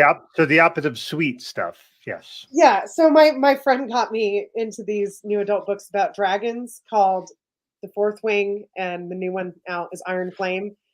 Yeah. I've heard about these. Guys, they're so bad, but they're so good. As an editor, I'm just oh my God, why? But nonetheless, every time you are reading it. Every time I'm doing chores, I'm like, okay, all right. Ooh, is the protagonist and the bad boy gonna hook up? Oh, what's gonna happen with the? Oh, I bet she's gonna be the little dragon. I'm so into it. in a way that is almost embarrassing because it's like Sounds like a kind of pretty little narration. liar's addiction. Yeah, because it's actually kind of that narration. It's like fantasy Okay. with modern Okay. language, so it's like 20-year-olds talking. I sounds like something I could potentially get into. It's so good, and the fan base is rabid. They are insane. And I just have one friend that like I have my insight in. I can't get sucked in because I have too much to do. No, Zachary. They don't bang the dragons. They bang, and the dragons are over there.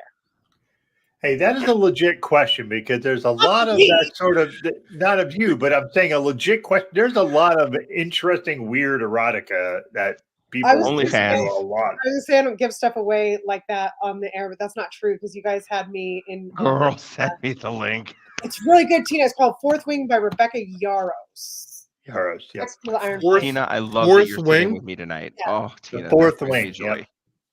Yeah, I have seen a million TikToks on this.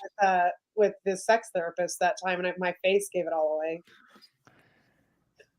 I wish I could get into fiction. Like the only fiction I've been able to read lately has been like stuff I've already read.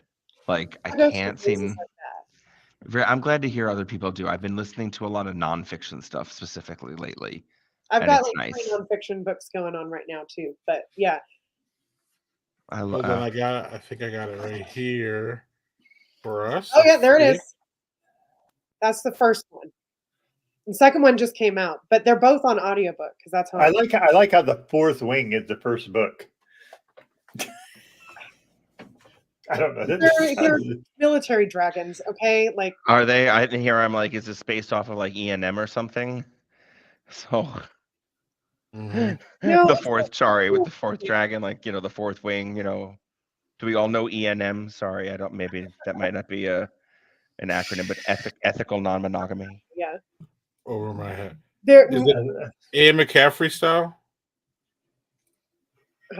I don't know who that is. Yeah, I don't usually read fantasy and I don't usually read new adult, which is why it's kind of this whole thing like things about it bug me because they're like genre tropes that I'm not used to and don't like. But despite that, I'm just kind of like, all right, come on, give it to me. Come on. What happens next? So Doug, what are you listening to? All right. So what I'm listening to, this is a passion of mine, is the Joe Ledger series by Jonathan Mayberry. K-13 just came out. I've listened to these audiobooks. Part of it is it's Ray Porter narrating. Ray Porter is like a fucking narrating god when it comes to fiction. Every character has its own voice. Every character, every single one in this book. And it's just him doing all these like characters. It's like, I don't know. The guy is a magician with his voice. But the Joe Ledger series is basically sort of like military sci-fi, but like not as aggressive, but like just really weird shit happens in them that they fight, like world plagues, and they combat it, and just I don't know. Mayberry just has a very good way of writing this sort of stuff, makes it incredibly engaging. And Porter just like he's the main character, Joe Ledger. He's Joe Ledger. Like if there was ever a movie made of Mayberry movies, and problem is Ray Porter doesn't look like what you would think Joe Ledger is. Like he just doesn't look like it. But his voice, if it wasn't included in it, it would just feel weird. Like that's just how much he's involved in it. I want to say this is like the 12th book in this entire series. I have got a ton. I've listened to all of them. Mayberry is like this crazy prolific writer. Like he just writes a million fucking things. It's Renee I think actually knows him. Yeah, I don't. He writes 1 million words a year. 1 million words a year. Yeah. I can't write 10,000 words a year, fucker.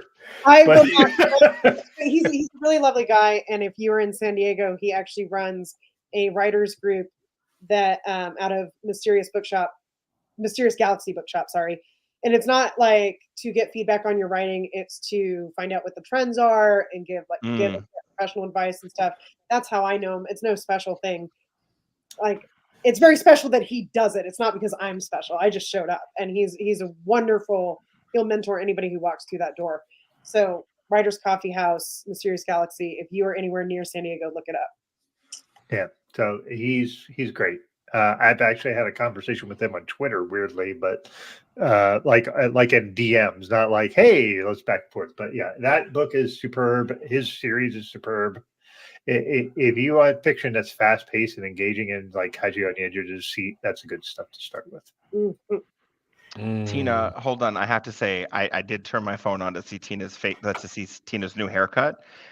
Listen, girl, Renee, I just sent you the picture, spitting image haircut. I am like completely gagged over it. I'm just like, oh my goodness. Like, she's not even like lying. And girl, you look gorgeous with that hair. I love it. Absolutely love it. Yes, but you know what? I have to tell you a secret. Tell me. For us. I've been growing it. Yeah. Oh, it's like a micro pony. I usually have it in a bun, but I was in a hurry today, so I wanted my Like, up, so I just I know it's a Yeah, but micro Renee, pony. your hair I is love it. always fucking on point. It is always on point. it's a lot of pressure on a day like today when you're running late and you're like, oh no. But yeah, thank you. And it's funny, like the people look at me and like it's weirdly like sort of like I have this stupid beard, and it's because my wife likes it, and it ages me like a motherfucker. Like when I shave it down, but like, yeah. So.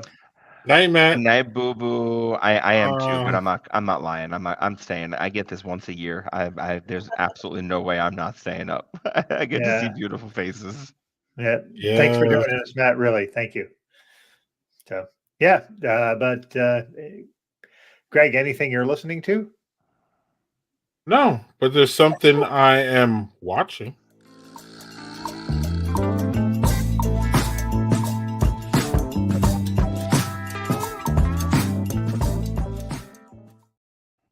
Porn? I was like, that sounds like cheesy porn music, and I'll take it. Jeffrey, I was gonna say that sounds like sexy music a little bit. I didn't really think I'm of like, that. bam, I chicken love wham. It's like what I would expect out of like Playgirl circa 1978 or something. All right, so I'll start off. Y'all, as y'all know, y'all watch the stream. You may or may not know, so I'll just let y'all know. But I've been showing. So my kids are they're what 2000 babies. So my youngest was my oldest was born 2004. So they don't know anything, Renee, anything that happened before that. So I make sure that I've curated a list of bangers that movies that happened before they were born that I think that they should watch. Culturally, and things that I grew up with that were memorable to me. So we do this every Saturday that we can, called Saturday Matinee, and we'll bring Jeffrey back up. So so one of the things that Doug, I think, I'm not gonna say he doesn't like, but he's really impatient, is that like we haven't been able to move into the 2000s yet.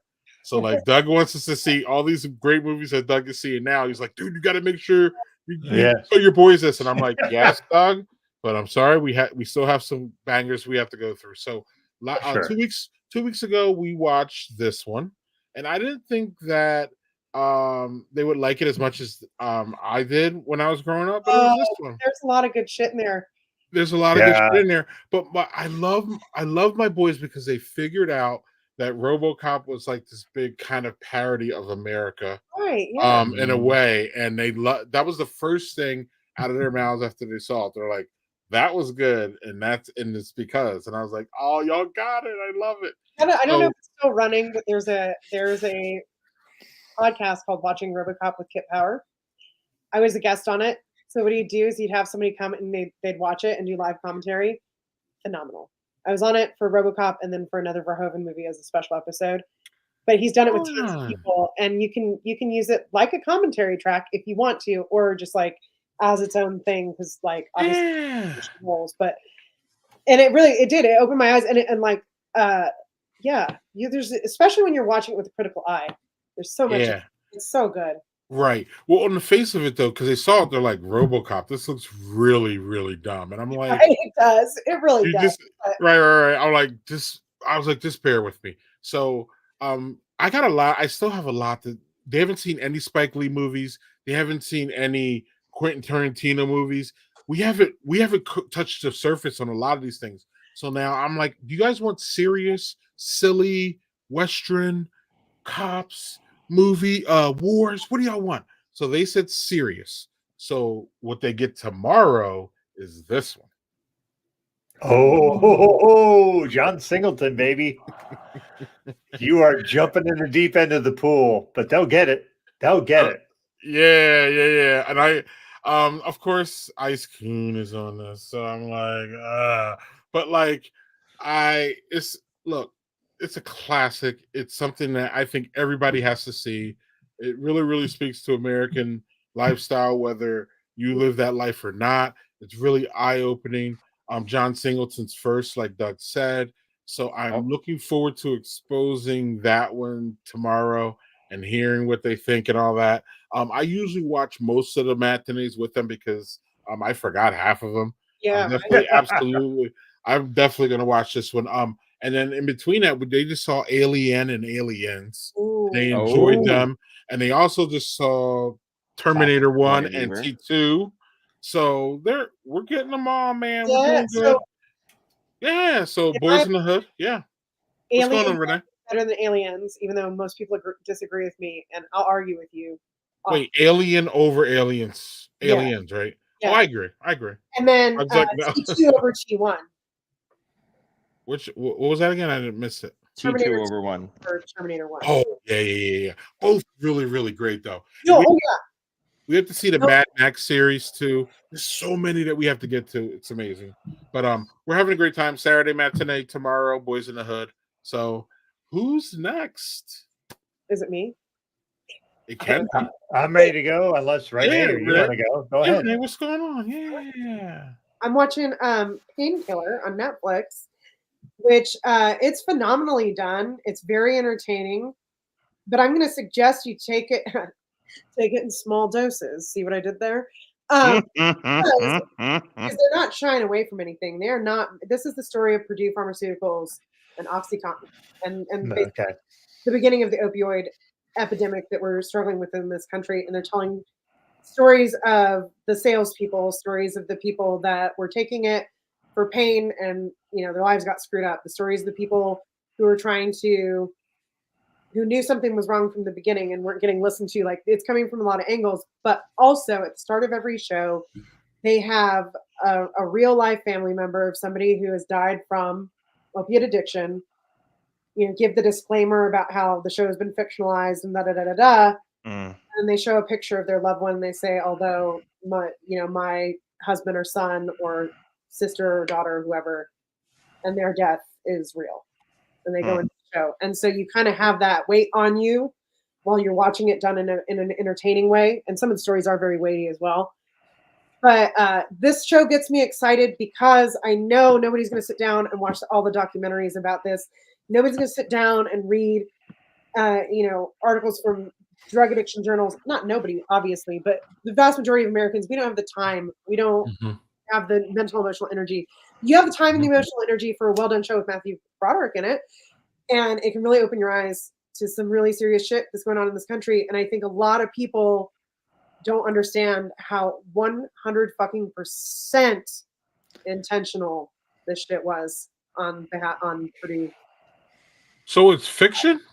No, they fictionalized the true story. So Okay. Change things around and make it flow a little bit better. And some of the stories right. are like, maybe this didn't happen to this exact person. It's an amalgam of several different people, stuff like that. But it is the true story of them pushing this drug on America with a lot of lies, knowing it was dangerous, knowing it had the potential to become what it had. Right. You wouldn't have fentanyl addiction in America right now if it weren't for OxyContin. Right. And Renee, where do we find that, Renee? Oh, Netflix. Yeah. Excellent. Okay. And then it's a series. It's not a movie, though, right? It's a series, yeah. So, okay.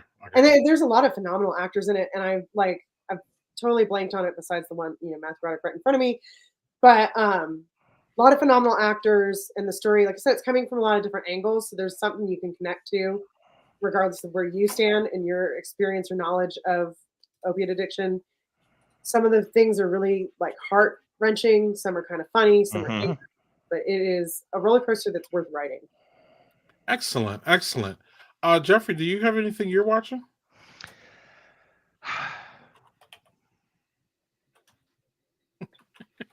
Okay. The answer is yes. Okay. I don't think it's going to be the most interesting thing to share. Oh, Okay. You don't have to share. I am not. I am bashful. Given recent events, I have gone. Okay. Whenever there are tragedies in the world that affect me in one way or another, or one of my communities, one of the things that I do is I try to read to broaden my horizons, or I try to watch things to help me understand a deeper perspective than just what I know and what I believe or have internalized as what I consider true. So one of the things that I'm currently watching is part of the what is it? It's on Amazon Prime. Hold on one second. I'm going to look it up for you so I can get it. It's the Masterclass series that they offer through the different public, like the Great Course series. Sorry, the Great Courses. Jeffrey, can you hit share? If you hit share, I can show it, I think.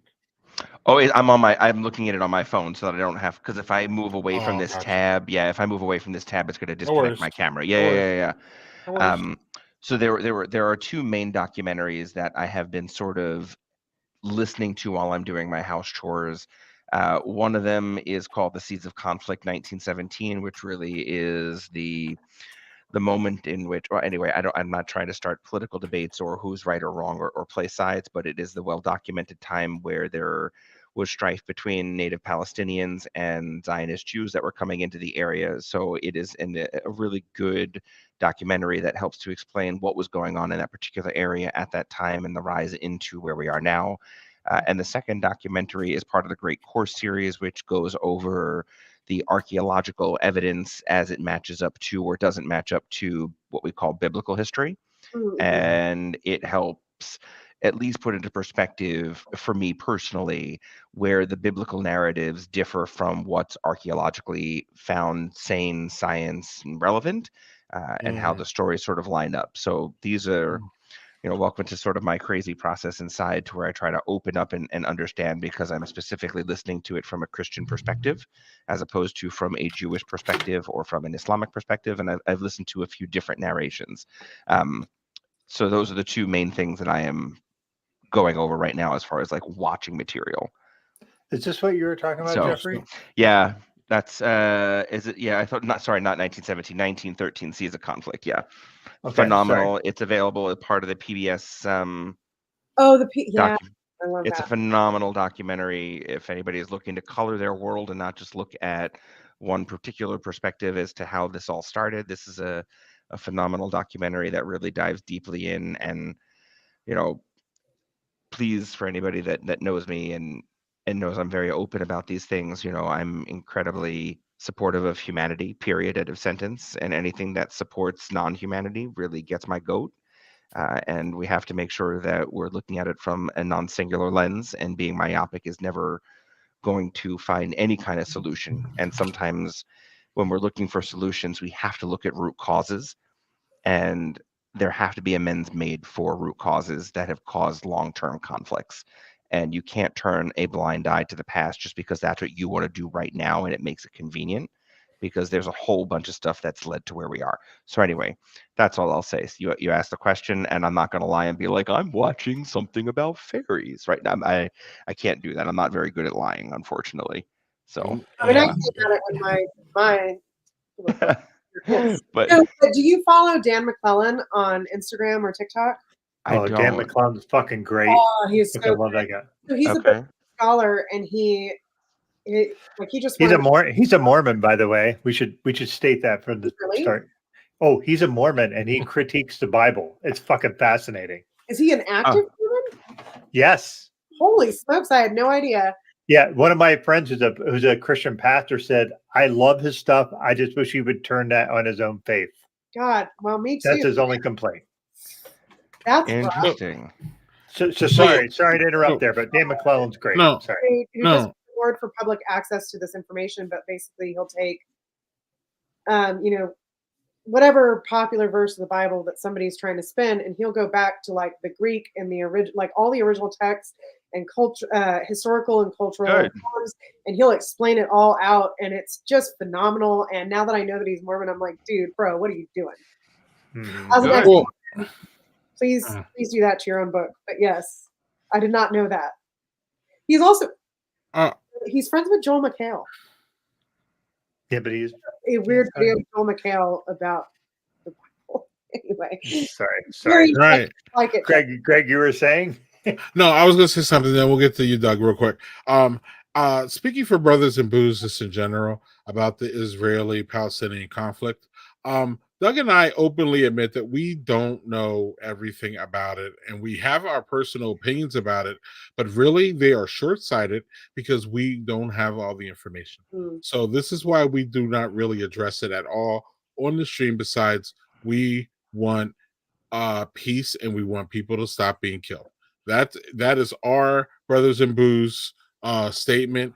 I wish more people would take this approach. I'm not patting myself on the back, but if you don't know fully about what you're talking about, it's best if you shut the fuck up about it. Actually, in my opinion, you can have your own opinion, but if you are not in that community or you don't have intimate ties or anything like that, I'm really tired of these armchair foreign policy people just jumping in with their and muddling the waters and really making it's a really charged thing to talk about, charged. and it's incredibly emotion as it should be given the circumstances that we're hearing.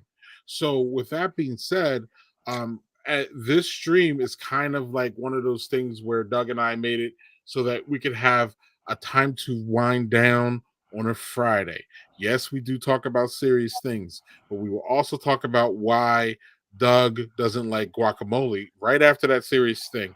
This subject is so serious that I don't even think we should remotely even touch it because there's really no moving on from it without even trying to talk about it. So we respect you a lot, Jeffrey, and we respect your opinion. And if you want to say anything about it, you are allowed to. But Doug and I have taken this approach as far as just it would be very silly to speak on it. Yeah, it would be. We feel silly speaking on it. It's almost like when sometimes we see white people speak on black issues and they literally put their foot in their mouths because they don't know what the fuck they're talking about. Bingo. So this is kind of that way. So if we shut off the end stream, Doug and I can give you our personal opinions, but those are still short-sighted too because we're not part of any of these communities and we just really don't know, and it's just really tough. Yes, we want the conflict to end and we want people to stop killing each other and we want people to stop killing innocent people. It's just heinous and horrible. So with that being said, I don't know how I'm setting Doug up for this, Doug. Not well, thanks. Look, I'm going to do a quick interruption, okay? Because Tina said this like a minute ago, like a while ago. Yeah. There you go. It's there. Yep. Yeah, she's an ex-Mormon too, and so is Renee.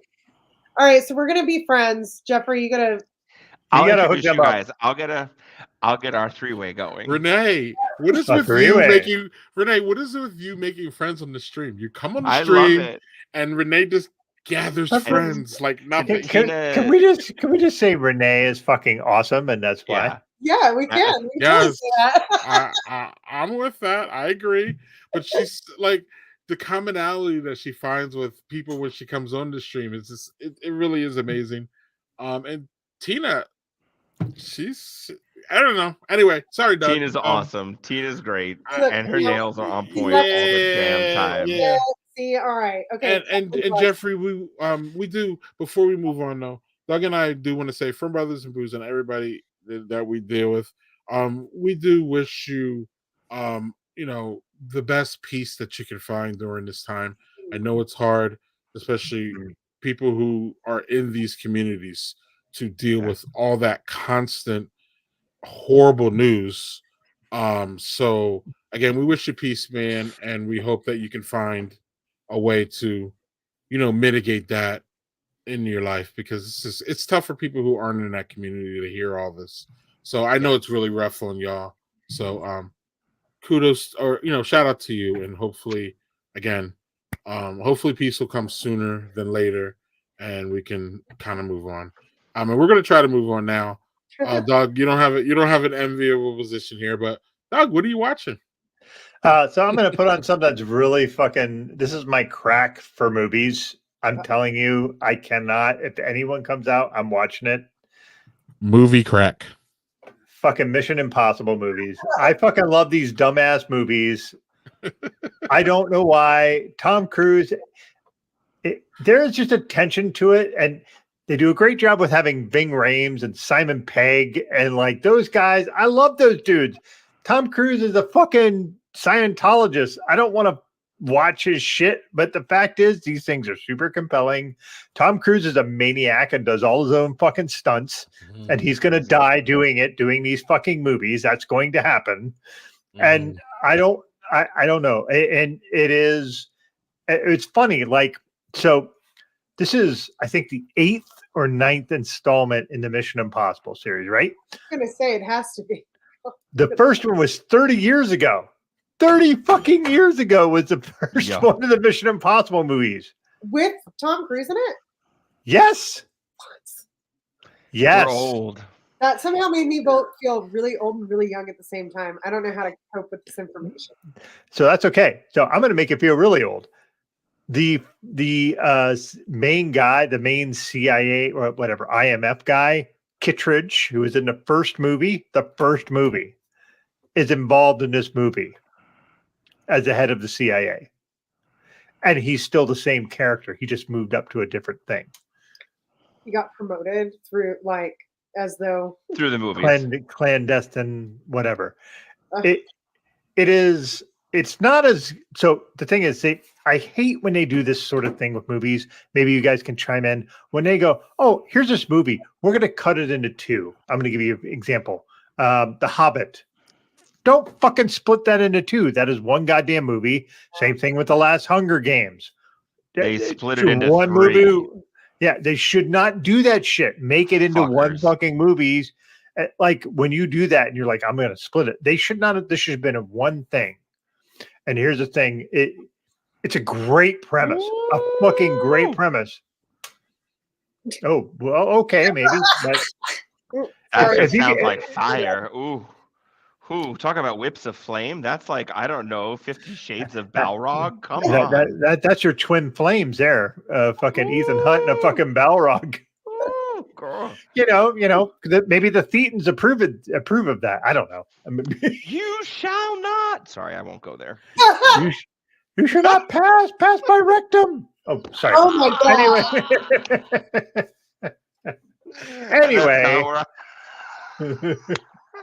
Anyway, this movie is like, again, it's a fucking Mission Impossible movie. It's fucking heart pounding. Everything's fast paced. Everything's superbly shot. It's just great.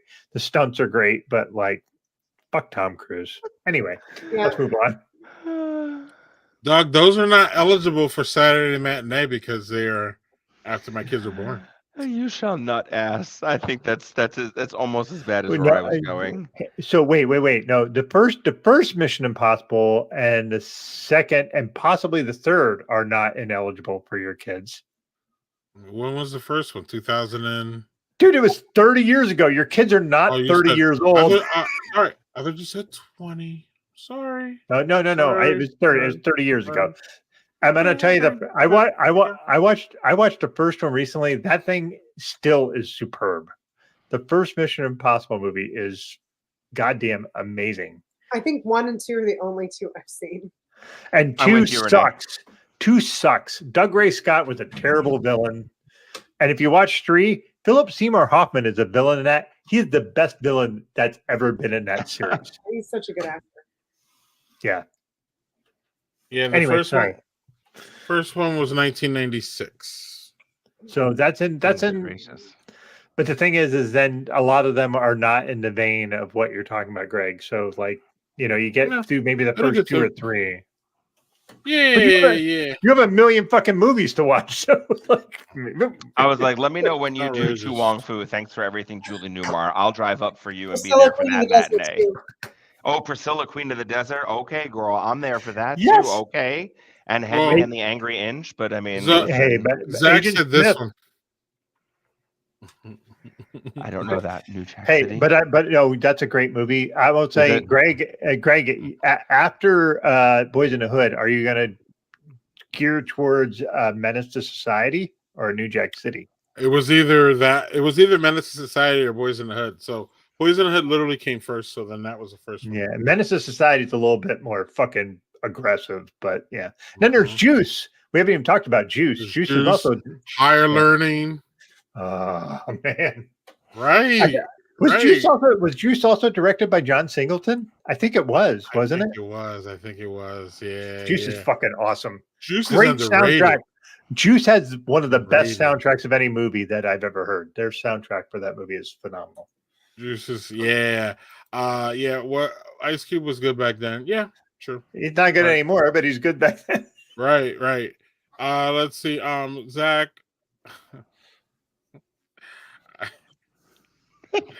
I'm just gonna leave that one there.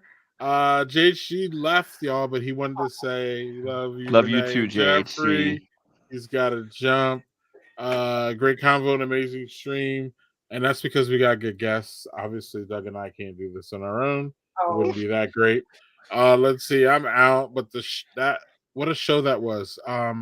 Daniel went out to see a show, but I forget what it was. Something that just came out. Daniel, if you're still out, tell us what it was. I can't remember what it was. He did see the Marvels the other day, but I don't think that's what he saw tonight. So yeah. So this came back. This was early, but I started. Renee's usually matching 100%, and that's a matching drink for Copart. Douglas usually Harley has matching socks. So that's unfair. I might not have matching clothes. I almost always have matching socks. I don't know how he knew that, but that's what we have to believe because the camera's only from here up.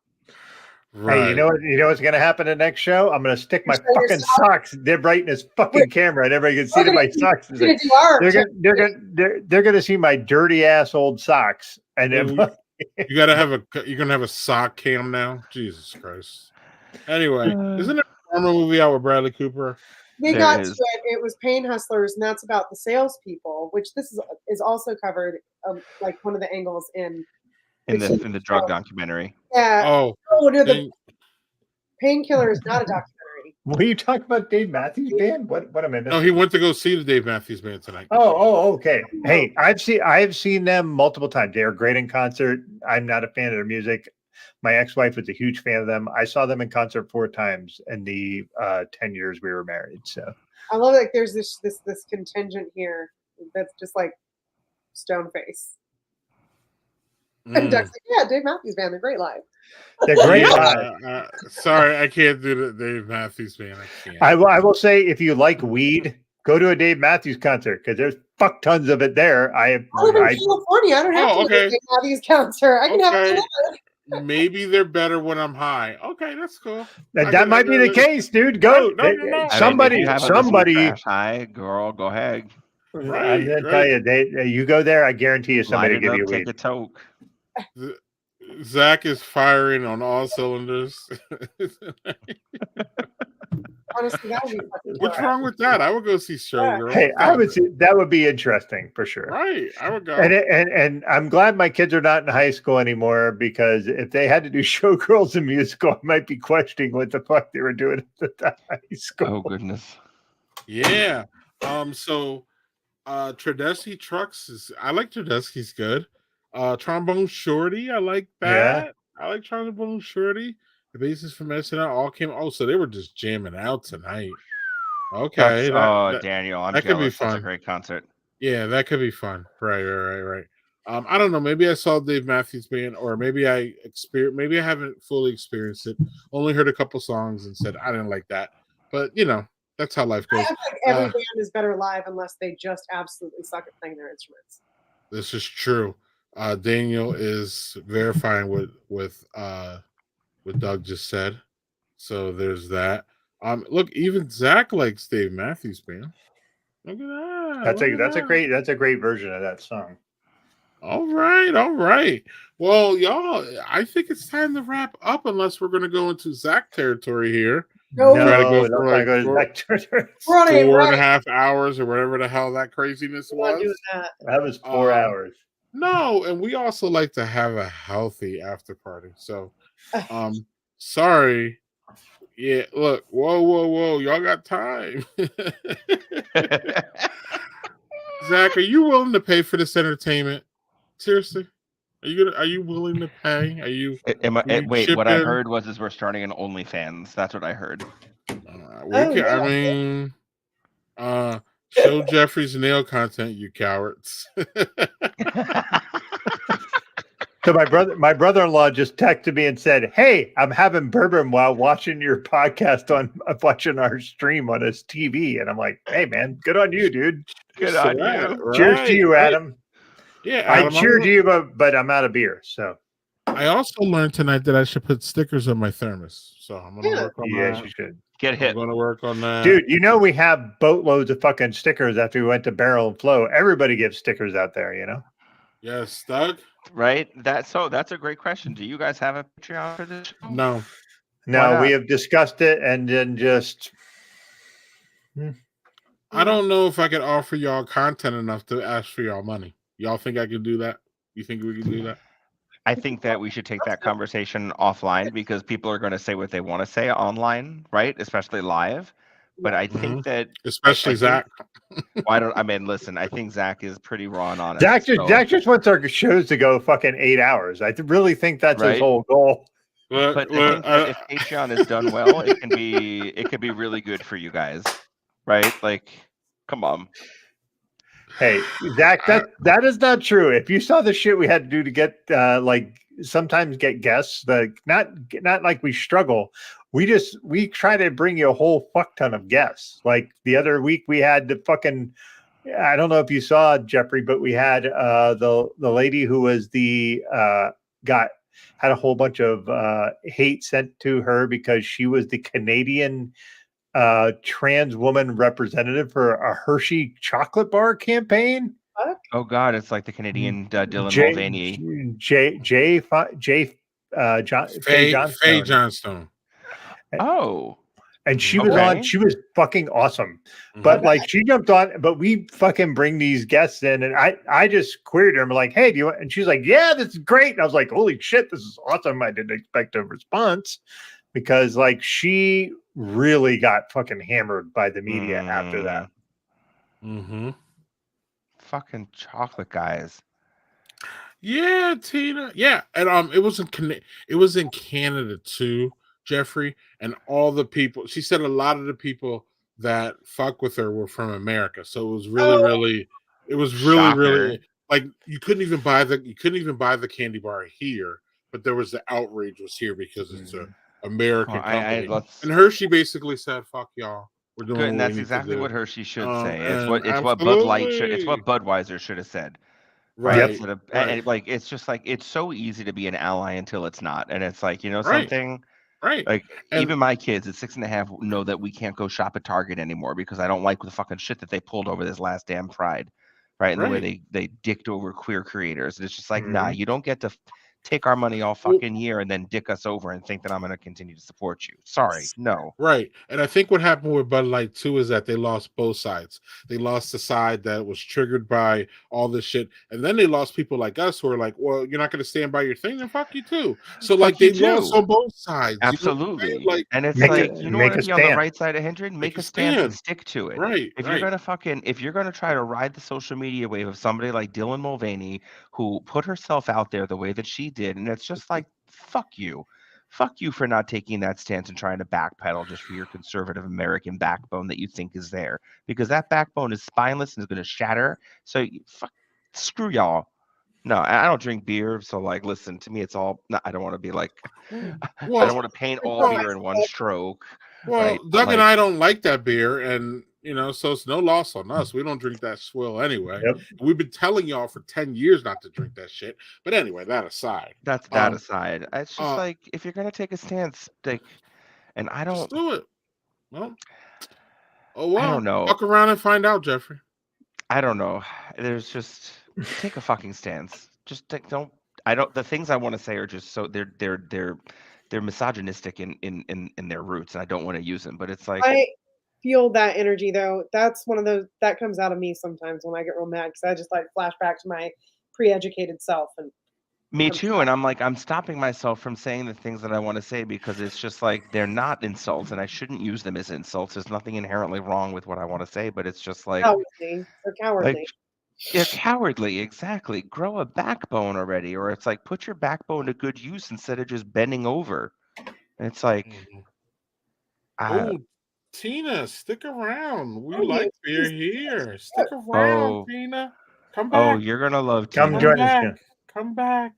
Come If back. you're if But you and Renee are clones, this is going to be yeah, fucking fantastic. not that kind though, right? Tina, we're Ooh, yeah, not young that kind. lady. You know, We're girl. totally with you. We're with you. Yeah. Highlights of the show, of course, of Renee and Jeffrey, and the areas of improvement are the two Patreon-less shitbags. Who would that be? So weirdly enough, Walmart is all people partner with queer artists and give them the floor space. I hook Jeffrey up with one of them. So Excellent, it's interesting. I did hook up with excellent. one of them, which I thought was really, really cool. You know, we were down at real short story, even though I'm like notorious for being like Mark Twain, right? I had a I'm not going to remember. It's too fucking late. But anyway, there's a letter that he wrote that it was supposed to be short. It was like 40 pages long. You know, he told us the long story anyway. We're down in Virginia, of all places. We go to Walmart because I needed to get more sunscreen for the kids. Of course, my husband takes them, aside to where the Pride section is because it was in the middle of June. And he picks up these magnets and pins for us. And fast forward to like August, we're outside of Pride Month now. And I'm watching somebody on Instagram post some art and I show Brian, and I'm like, I'm really inspired by this art. I want to do a nail design. So I said, okay. He looks at it and he's like, wait a second. This looks like the pin from Walmart. Gets the Walmart pin. I take a snapshot of the Walmart pin and I message the Instagram account artist. And I'm like, listen, I just want you to know, I think Walmart co opted your design because, like, I can't even imagine how they're not like from the same designer. And if you did this, so this artist wrote back to me and said, I can't believe you found my art. They signed me, and I said, no fucking way. Here I am thinking I'm catching some sort of like real legit plagiarism of like a big company, taking away some What queer is that credit. ever not the case? And it's not the case. Holy cow. So what I did was I partnered with her to do a nail design, and I totally failed the assignment, although they loved everything I did about it. It was one of the hardest paint jobs I have done because they were concentric circle lines. Oh my god. Oh my God, I was sweating so much painting these details on my little tiny canvases. It came out cool. It was a glow in the dark job. I did some learning in that. But anyway, yeah, I remember that. I was so excited to hear that Walmart, who I don't typically support, Yeah. right? Like did good, like supported a queer artist, got their, did their thing. Oh, I love it. Yeah, Excellent. I. So, mm, Jeffrey, here's the time I have to let you go. Unfortunately, Bye. I love you all. I Thank you so thought much. our time I is come to Stick an end. around though. We'll I'm do sticking after around. Yeah, I'm not going nowhere. yeah. I If you know would we got like, our. you can. No forcing. But Oh, there's no forcing. Trust me, you can't. No. okay. Sorry, I can't say what I was about to say, but Any I'm not going to last say it. any last words? You had not a drink that we could talk about. So, any last words for Thanksgiving or For upcoming up Thanksgiving. holidays or any of that? What do you got? Did you hear me? Oh, I did. I'm trying to figure out the way I want to phrase it. Oh no. Right. No. This is. I think of the all the things that I could say is with whatever it is that you choose to do for this Thanksgiving, may you take a moment to reflect and think about the blessings that you have around you, because even when we look in sometimes the darkest corners of our lives, we can recognize that there are some blessings that we should absolutely count on, no matter how small they are. Take that time. It's worth it. So until next year. A glass of Until gravy. next week. Ooh. Oh, What kind of gravy? Like sausage gravy? Because that's like my inner fat boy joy. I'll take it. oh yeah. Right? With the On a biscuit. little pieces of Recipes. sausage in it. Oh, Oh yeah. Oh, we're talking. I made good gravy too. Yeah. Okay. I love y'all. Have a great night. I'll see you guys on the flip Love you side. too, Jeffrey. yes. Thanks for We'll being here. see you in the spring. We'll talk other food. See you in the spring. See you Mwah. after show. Love you, Jeff. Love you guys too. too. Bye. Excellent, y'all. Yeah. Jeffrey's always a good time. I don't know what to say about him sometimes, but I do know what to say about this.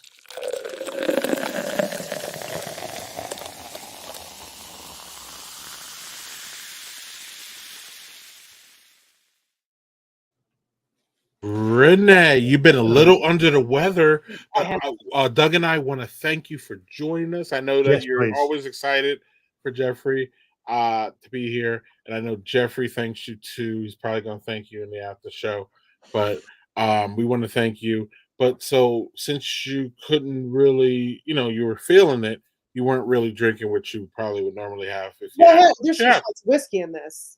Oh, Yeah, no, that's what was that again? Is. What was that again? Hot toddy. Shots of whiskey, lemon, ginger, and some cloves and honey. And it was good. I didn't make it, so I don't know what kind of whiskey it is. Was it actually warm though? Yeah, you get it hot. It's a hot toddy. I Yeah. know. I'm just making sure It's everybody hears. And okay. And I had it in my special NSA mug. Look at that. Let's see that. Let's see it. Keep it up there. Somebody There we who go. loves me was at the NSA last month, so. Wow. Excellent. Doug, what was going on with you over there? All right. So the third beer I didn't really get to talk about, and that's okay. But the third beer was, if I'm going to pick it, and I'm going to pick it in order, Even More Biscotti Break, which is a biscotti stout. This was 12.5%. So it was imperial stout brewed with coffee, almonds, and vanilla. This was okay. Evil Twin usually makes very good beer. This is good. This is not great. It's good. And I'm going to surprise you because my second favorite beer was Mad Elf. I love Mad Elf. This is one of my favorite beers ever, especially at Christmas time. But I had a beer that was better than this. And it was the Bohemian Dusk from the first beer I had, which was a dark Czech style lager. This was goddamn delicious. It's 4.5%. It was something you could just drink the shit out of. It tastes tasty. It's dark. It's malty, and it has a tiny bit of hops flavor to it. Just really, really superb beer. This is really good. All right, Greg, your turn, sir.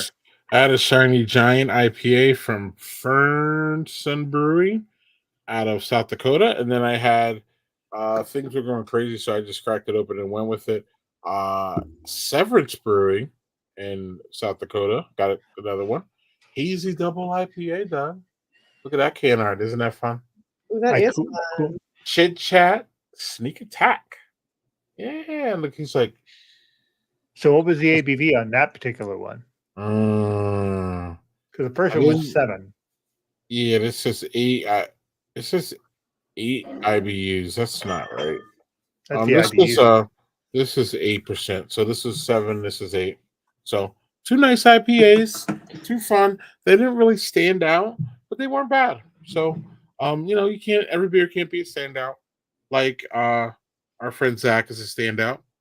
And they were good. Follow the Cold Bar Show, y'all. I think somebody put this up. I think Renee did. Follow that, Nails, because these pictures will not let the audience. So critical, Doug. So critical. Mean. And Zach, you can publicize Instagram anytime you want.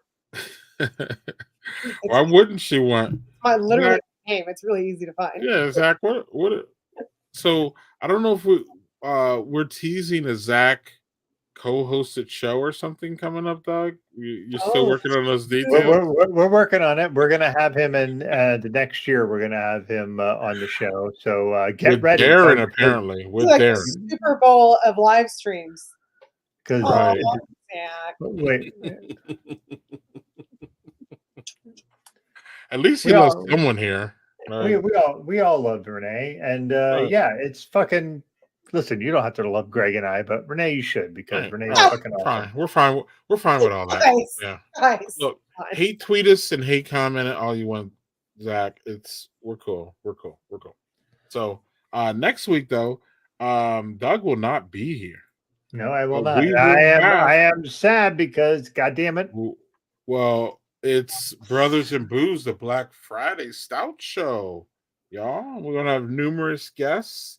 I can drop some of the names. One will be the Daniel Fisher and Steve Smith, Yeah. and I think Matt Clark's going to join us. Maybe Rod Beer Ventures is going to join us, and we're going to have a special guest host too.